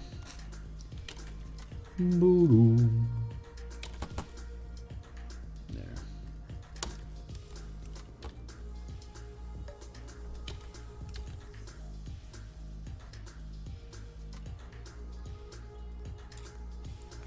Branches have such a strict pattern of reducing mass over space that you can just tell that a branch is wrong because it's too thick, too far down the length. Like it needs to be lighter to be able to hold itself up like this. And it's very unforgiving structure. You have to do it right or it looks wrong.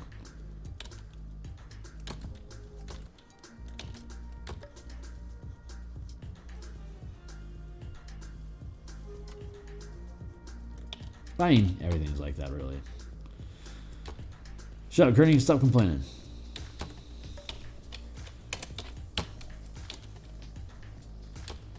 Voodoo.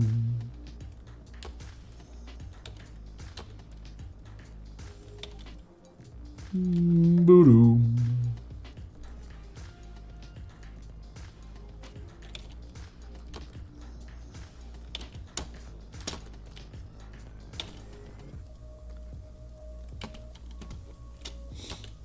I like how that looks, though. I do.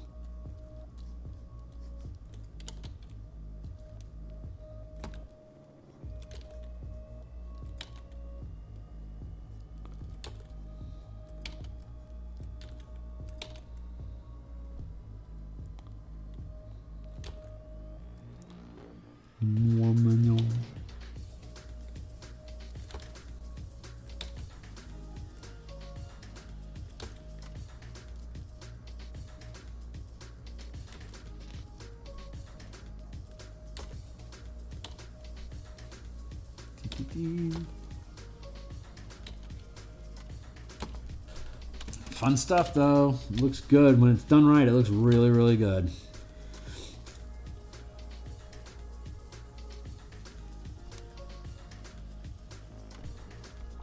Cannot deny.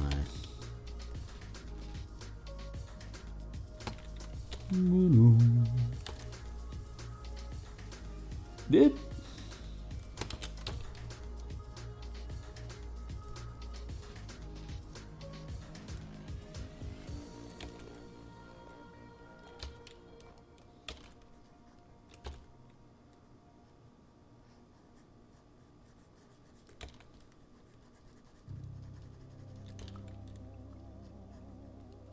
I like this song a lot.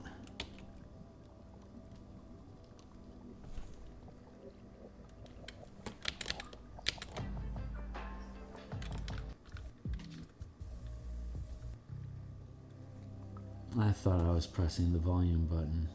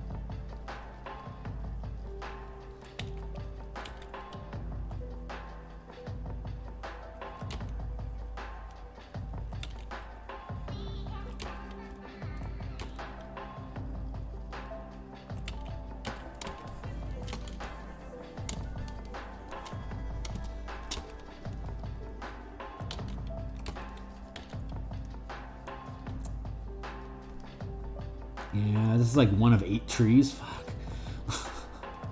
What have I done? Apparently not enough.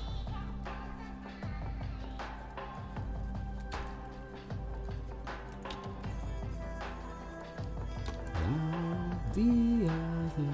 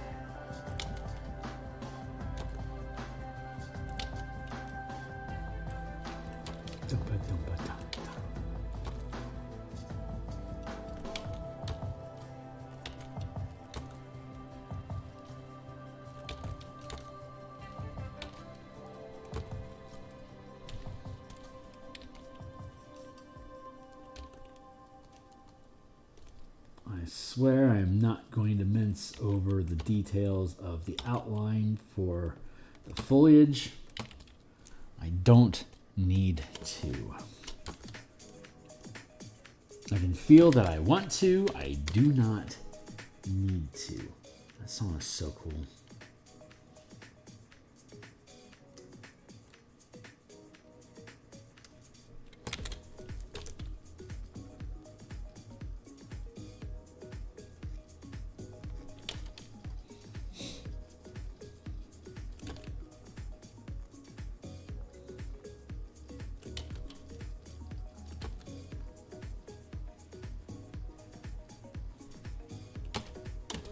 That's looking a lot better, though. I'm pretty damn happy with how this is looking.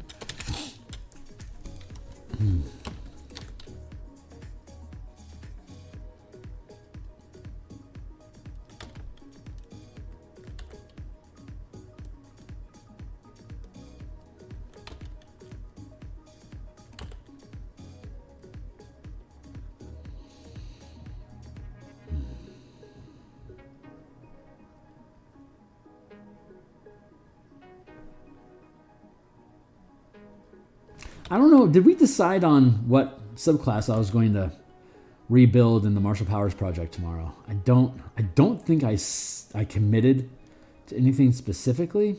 I want to say maybe rogue. Something, one of the rogues. Oh, it was No, I don't think I have anything specific. Maybe we'll just roll something random.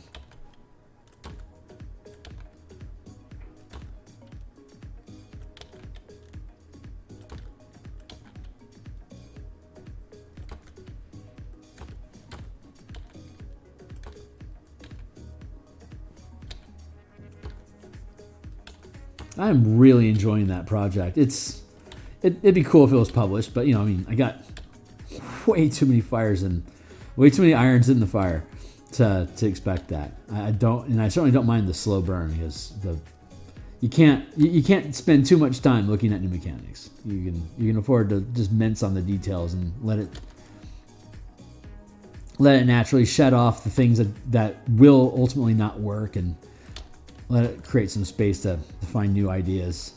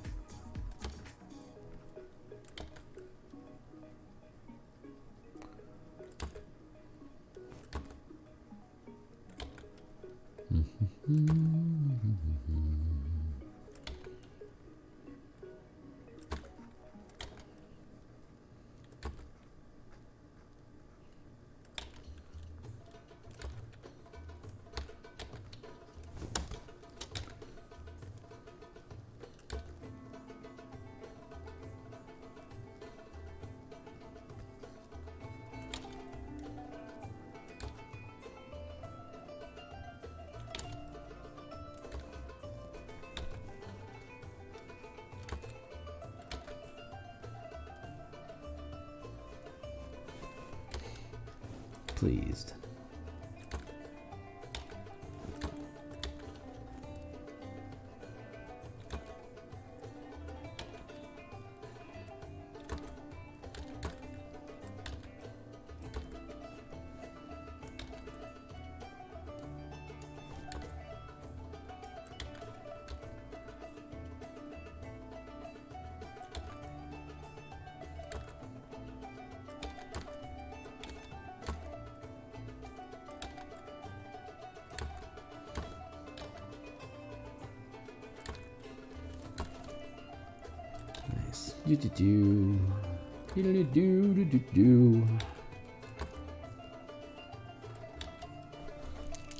Hopefully my volume wasn't off.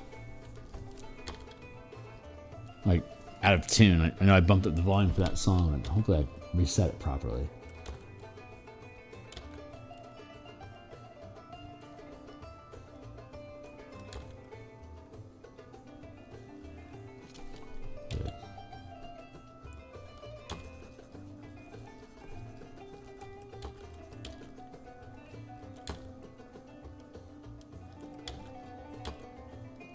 Boom, boom, boom. This is too thick.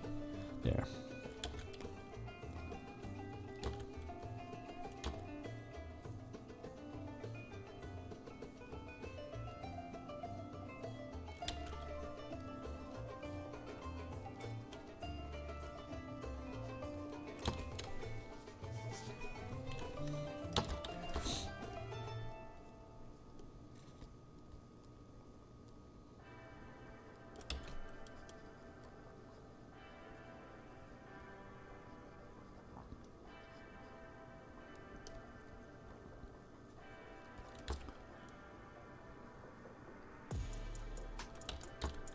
That's a little too fat, so I have to thicken this up here.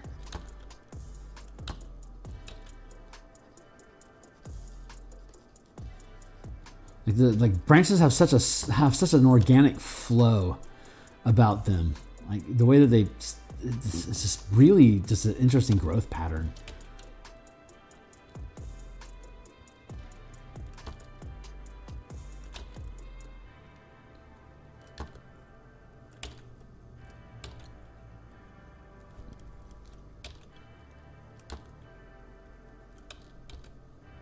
I love trees.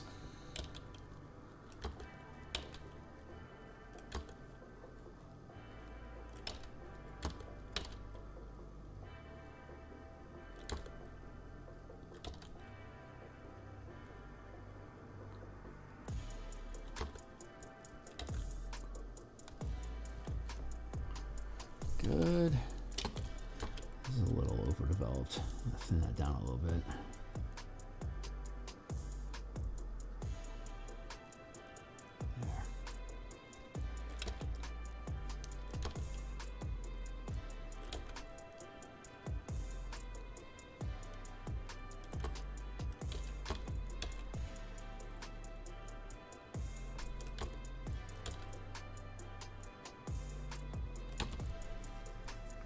Ah, oily eye.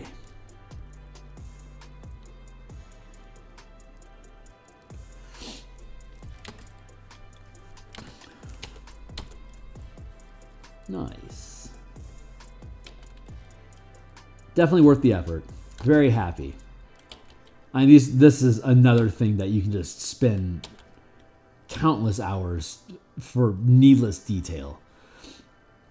Like if I add another 30 branches into this, like how much better is it actually going to be? At some point you kind of hit like a good enough threshold where even though you can spend more time on it, there's not really going to be much of a return to investment at that point. Like you've already expressed the thought.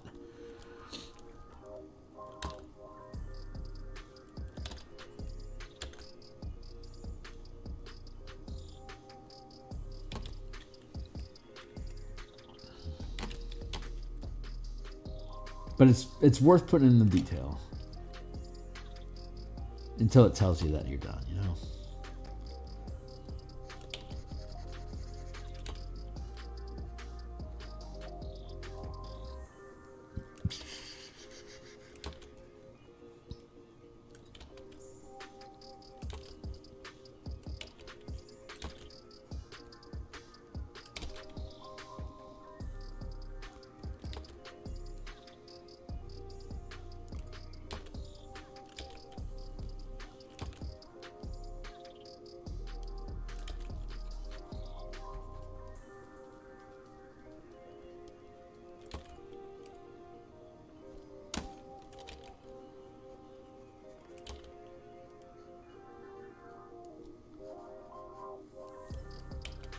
Thin it down.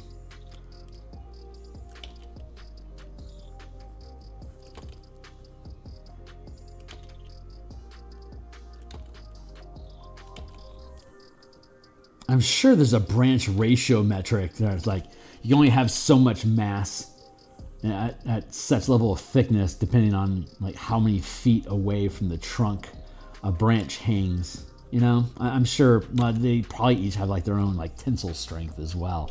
So I'm sure it's not a universal metric. Plus there's the material that it's actually made from, such as like willows versus oaks. Very, very different branch construction there.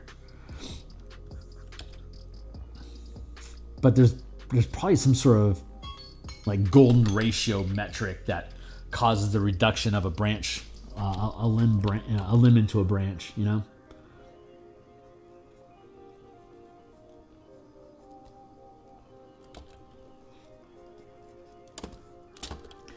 So that's kind of what I'm thinking about when I'm thinning these branches down to these tips. Like, how much weight can this limb bear to begin with, you know, as I go through this process of extending out its length. Like, how far can I realistically extend this before it's going to break itself and then snap off like one of these shorter branches here. That's why you have these small little break-offs and stuff, because these were overextended branches that got hit by something or just died off for environmental phenomena.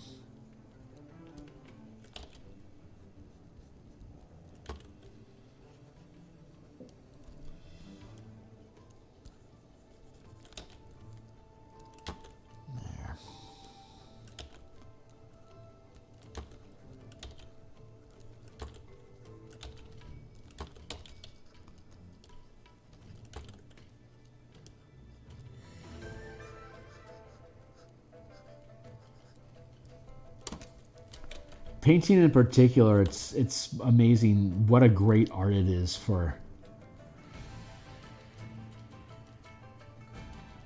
just aging. It's interesting that art is like is the one skill or practice that can notably improve with age. Like football, you're not going to get, unless you're a freak of nature, you're not going to be better at football at 45 than you were at 23. But if you're an artist from age 23 to 45, you will especially if you're an illustrator, you will most likely be significantly better at your craft after those extra 22 years, you know? Sculpting, I'm not so sure about. Especially like if it's hammer chisel type sculpting, I suspect that's got, well, I don't know, man. Just learning, like, just how hard to hit to get the kind of result that you want. That is something that would definitely benefit from years of experience. It's that observation and that familiarity with the medium, you know? Like, I've been using Photoshop for like 25 years. I am really comfortable with a tablet on Photoshop on a computer, regardless of what its firepower is.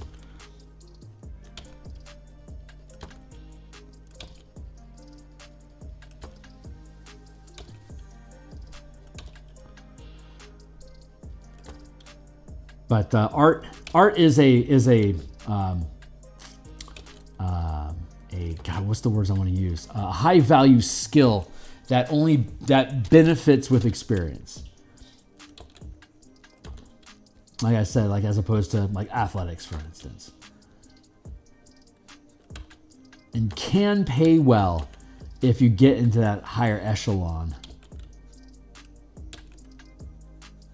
of elite skill. You know, having accolades and acknowledgement, which are not easy to gain.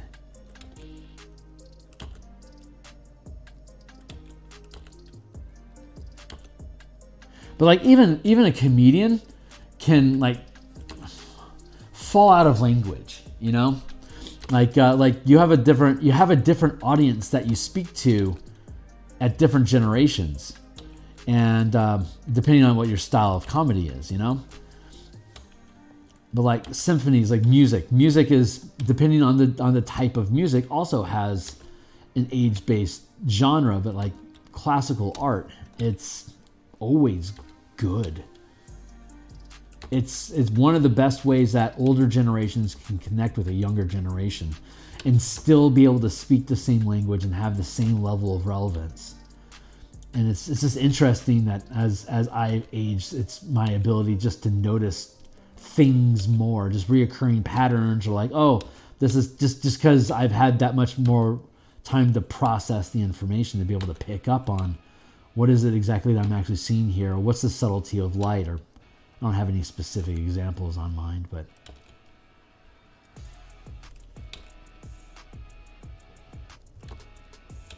just it's interesting how uniquely different art is.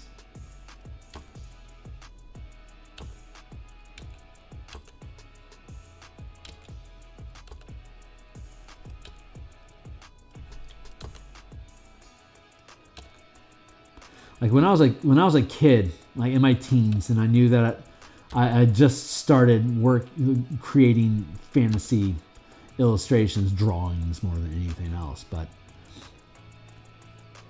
when I looked at my role models like Elmore, Easley, Parkinson, Caldwell, I would look at their work but I knew like these guys were in their 30s and 40s, so it was like. It wasn't like, God, I wish I could be that good. It's like, God, I could become this good if I'm diligent and patient and stubborn and stick with it. Like, there's so few things in the world that you can look at something and say, I can get there, and I can see a path of me getting there, and not have time fight with you. Like, you have to have time to get there. It's such a different perspective from where instant gratification is being served to us in society. And I think that's a lot of the debate of what we're seeing with AI is just that how it's unearned imagery, you know? And that's hardly unique. Like that's not a new revelation. Everyone probably has heard that argument that it's results without discipline, you know? So it's flashy and new, but ultimately unsustainable unless they can resolve the sameness of it. Like if it's always going to optimize to what people think, to what people like the most, then it's always going to be affected by current trends. For the AI to learn to do something differently, it would have to receive new input from the collective saying, no, this is what we think is cool now. But that shift in perspective doesn't happen by reiterating what you already like. It comes from somebody inventing something new. And the AI, it's questionable whether it's capable of being able to actually create new style. It's really good at honing in on a current style, but it doesn't have an emotional propeller that's trying to create this visual expression that ultimately gets served up as like a recurring brush stroke or color pattern use, which is what helps define the look of an artist, which ultimately is what gets folded into what the collective likes the most, leading into AI development of same art. It's not creating anything new, it's feeding back to us what we prefer, what we currently prefer, with whatever the subject matter has been prompted, that's the word, prompted into the system.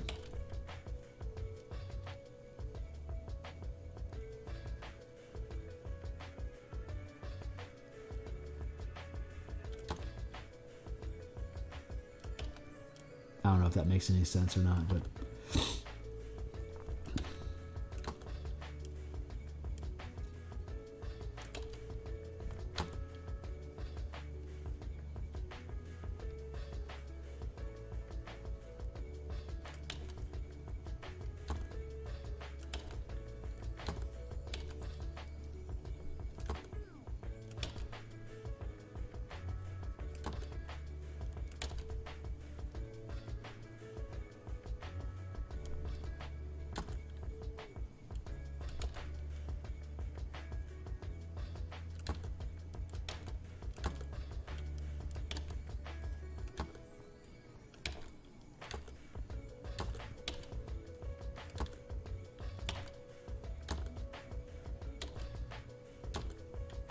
like to create a style, it requires time and love.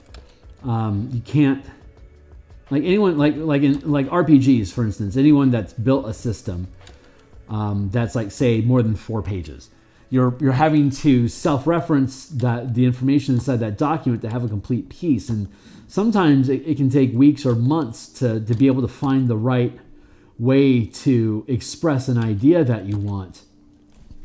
AI can crack out a subclass in seconds, but it's not like it's actually thinking about what's the playability of this, how does this feel, does this invoke excitement, is this cool, does this mechanic open doors to other ideas or not. It's just combining elements that already exist into a new configuration, which is a lot of what art is, but it's not emotionally driven.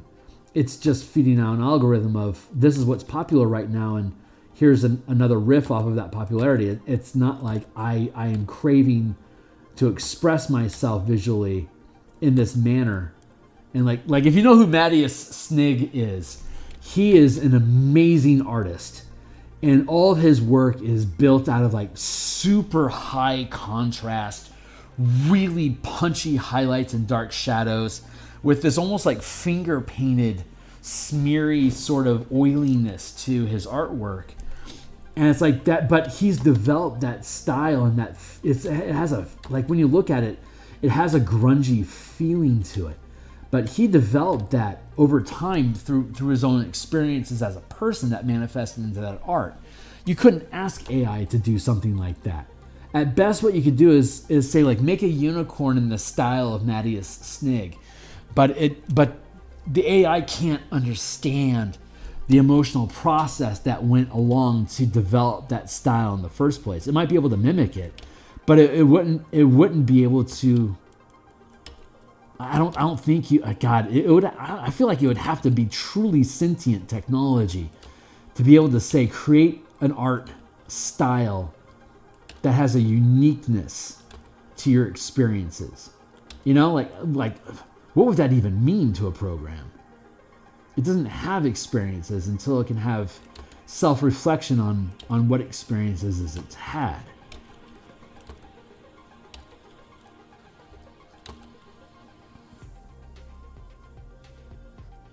Anyway, I'm on heavy ramble here.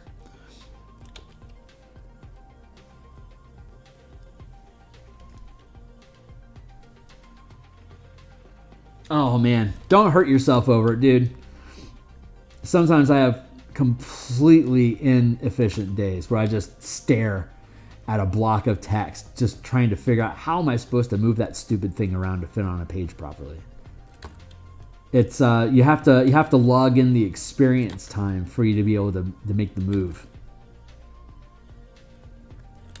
And sometimes you fire up the art program and have something that's just burning a hole through your head.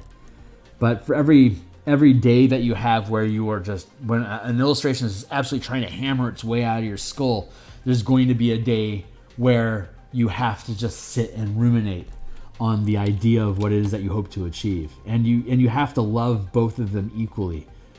You must be equally proud of the days that are absolute garbage production, where you're frustrated with everything that you do. You must love that day as much as you love the day when you're having your best art, your fastest production time, because they're part of the same swing. They're part of your flow, a part of your evolution. You can't hate any particular part of your growth if you want to be a balanced person. You have to learn how to hate and suffer if you want to know how to heal and love. It's just you have to go through it. Which is interesting because the actual feelings that you have of a circumstance, you are absolutely in right to hate and be frustrated about, but it also really helps to have the ability just to emotionally step back inside of your own head and be like, this is exactly the emotional process I have to have right now for me to be able to have a greater level of awareness. Because if I can't embrace this hurt inside of me, or this frustration of non-production, or this disappointment from my family, or whatever it is that is queued up for us to experience in the moment, it's trying to take a step in a direction where you have more freedom and empowerment to express yourself.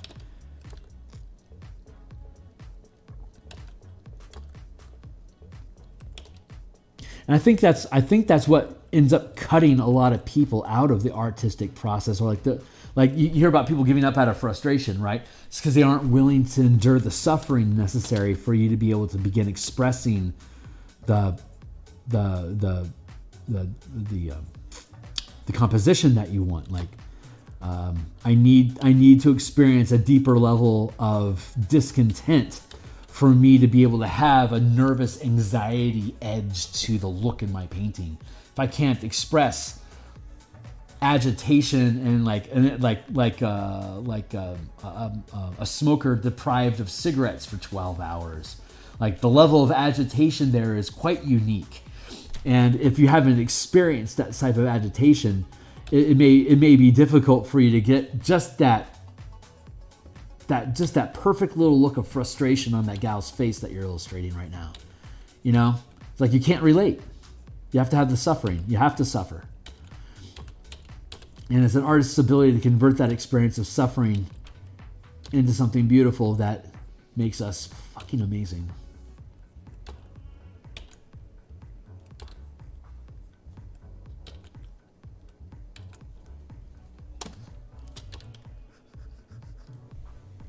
$9:30. I'm going to finish these branches here, and then I'm going to have to call it a night.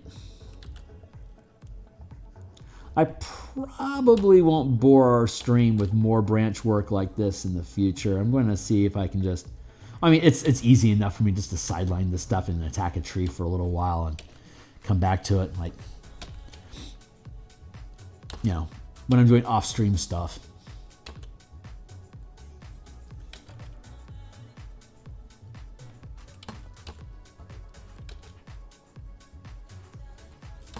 This is what fills do when no one is looking.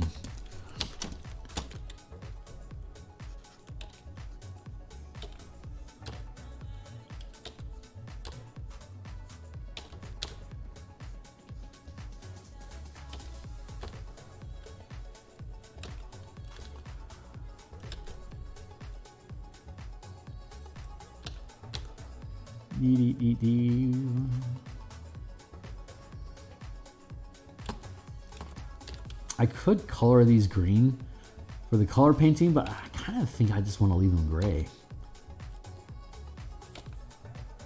I don't know. I haven't decided yet. I know that it'd be difficult for me just to convert it. Well, I could probably fuck around with the color filters enough to get it to go into the greens that I need it to go to. I'm not sure yet if it's actually even worth it.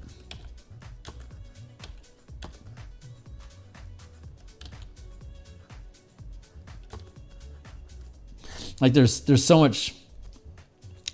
There's where did you go, kids? Canopy. There you go.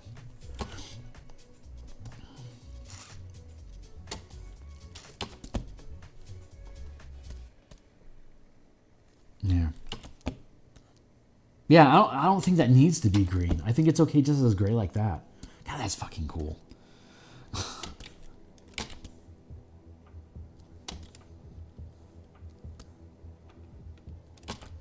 See, it's passable if you. It's just like AI art. If you don't really focus your attention on it, it looks okay. But if you like really go in and scrutinize it, like this is garbage. These are absolute garbage branches.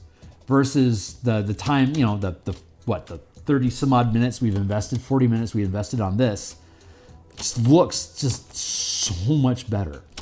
Even though it's partially concealed, you know, it's diminished by the canopy. It's just. But when you peel the canopy off so that people can run around underneath it, that's I think that's where it really shines and is valuable. God, that looks really good. Here's my grid. Let's see how that fits on here. Let's see what resolution we should really expect people to be at. Yeah, realistic. This would be a realistic scale, I think, for people to maybe like this for moving around. Like this would be easy for me to be able, me personally, to be able to tell which token is which. You might actually be able to operate at this level of distance and be able to make out individual object shapes, but I don't have the capacity for it. So I have to be at minimum this close. And that's plenty of detail at this scale. And of course, if you're like in the Roll20, you can get like all the way up to here. So you can see the little patterns in here. That might be something I have to resolve.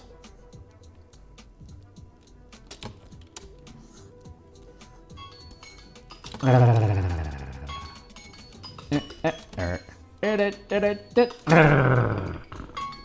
right, it's 9:30. So I think we're just going to do a double check here. We still got a couple branches to mess with, so I'm just going to go ahead and take us off the timer and just pick at this for another few minutes. We'll be done for the day.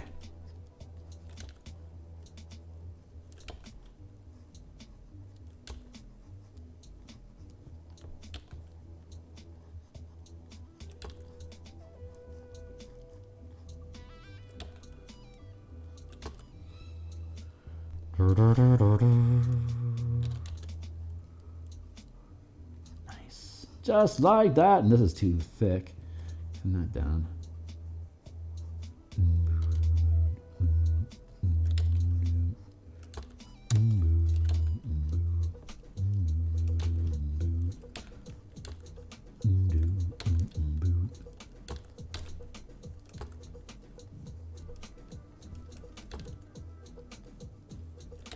Thin that one up too. I really, really enjoy this. I'm sitting here working on these things and I'm like, God, I'm going to run out of maps sometime soon. What the hell am I going to do then? I'm so used to coming on Thursday nights and doing cartography like this. It's like, I'm eventually going to be done with all these maps. And that might just be how they get me.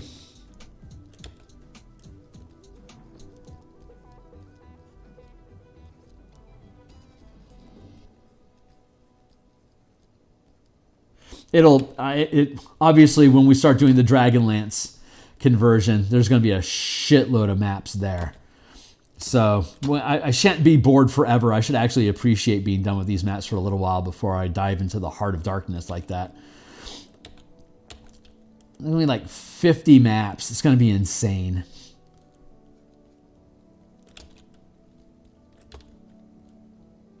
It's going to take a while for me. I'm going to play test that thing longer than the Wizards ever did.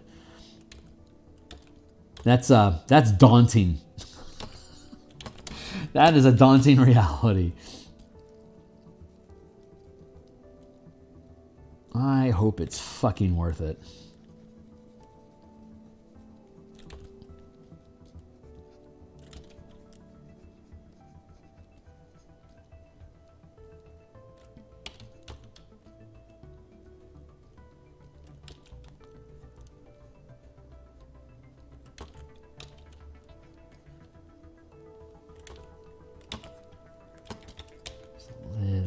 I like that.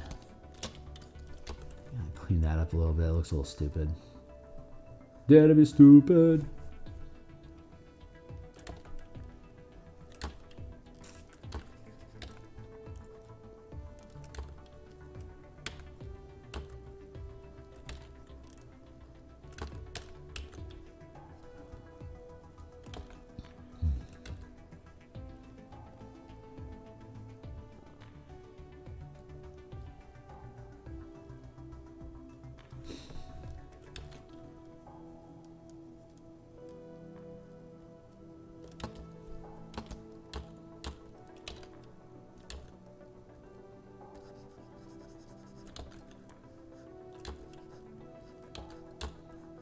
Just like that. Echt.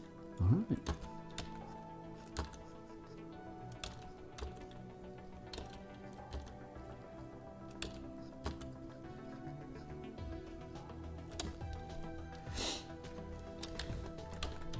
Uh-oh, we just locked up. One little branch left and the thing locks on me.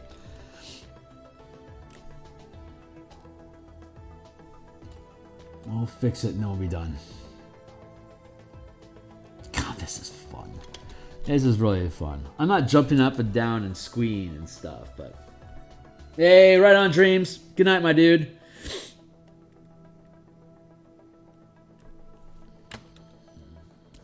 What are you talking about over here? Pretty much, yeah, I'm currently tinkering with some art style changes I might implement because my current character art isn't satisfying me. Fair.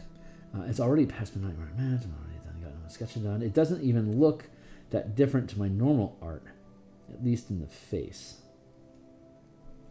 That's the thing about art, man. Baby steps. Dreams, man. Thanks a lot for hanging out, my dude. I had a mood tonight, so thanks for enduring me.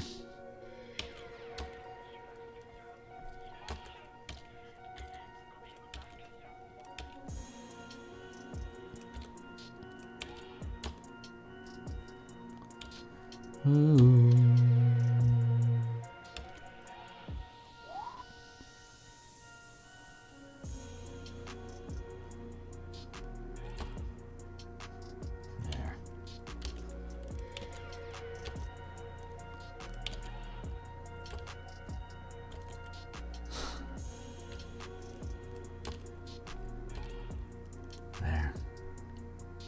There. There. Did it, bit.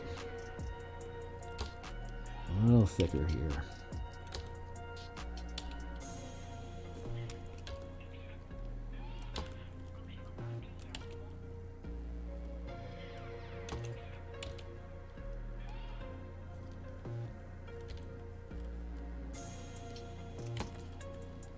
God, that looks so good. Love it. Love it, love it, love it. So that's good. What? 1, 2, 3, 4, 5, 6, 7, 8, 9, 10. Whew, 10 more of those to go. I'll have to do them off screen. So, I'll do those off screen. When we come back on Thursday, we will be working on rooftops, like actually working on rooftops. And then tomorrow morning, we'll be back working on more. We'll finish up Topola, Sorceress Topola, in the Light of Zaraxis adventure. And maybe get into Umber Hulk artwork as well, if we're able to finish her efficiently. And then tomorrow at lunch, we'll be working on martial powers, and we'll just roll randomly which subclass option, which class and subclass will convert into the martial powers system for the day. We'll probably have like maybe 90 minutes there for me to play, so don't expect to get more than one done. And then Wednesday, actually I have my Wednesday lunch free this week, so I don't know what I'm going to do. I am motivated to potentially jump on and just do something. I don't know what. Something.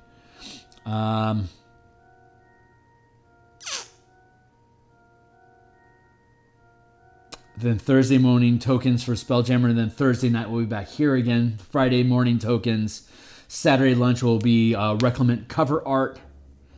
And then we'll have Sunday our day off, and then we'll loop back around and begin like yesterday. So awesome. I appreciate you guys being here. I am done for the night. If you're lurking, hang out next time. I'd love to talk to you. Like and subscribe. Be welcome to follow me on Twitter and Patreon. Check out some of the books that I've already published down below. If you like the stuff, drop me a comment, or if you have any questions about anything, be welcome to shout out at me. And we'll keep at this until we're done. So I'll see you guys on the other side. Thanks a lot.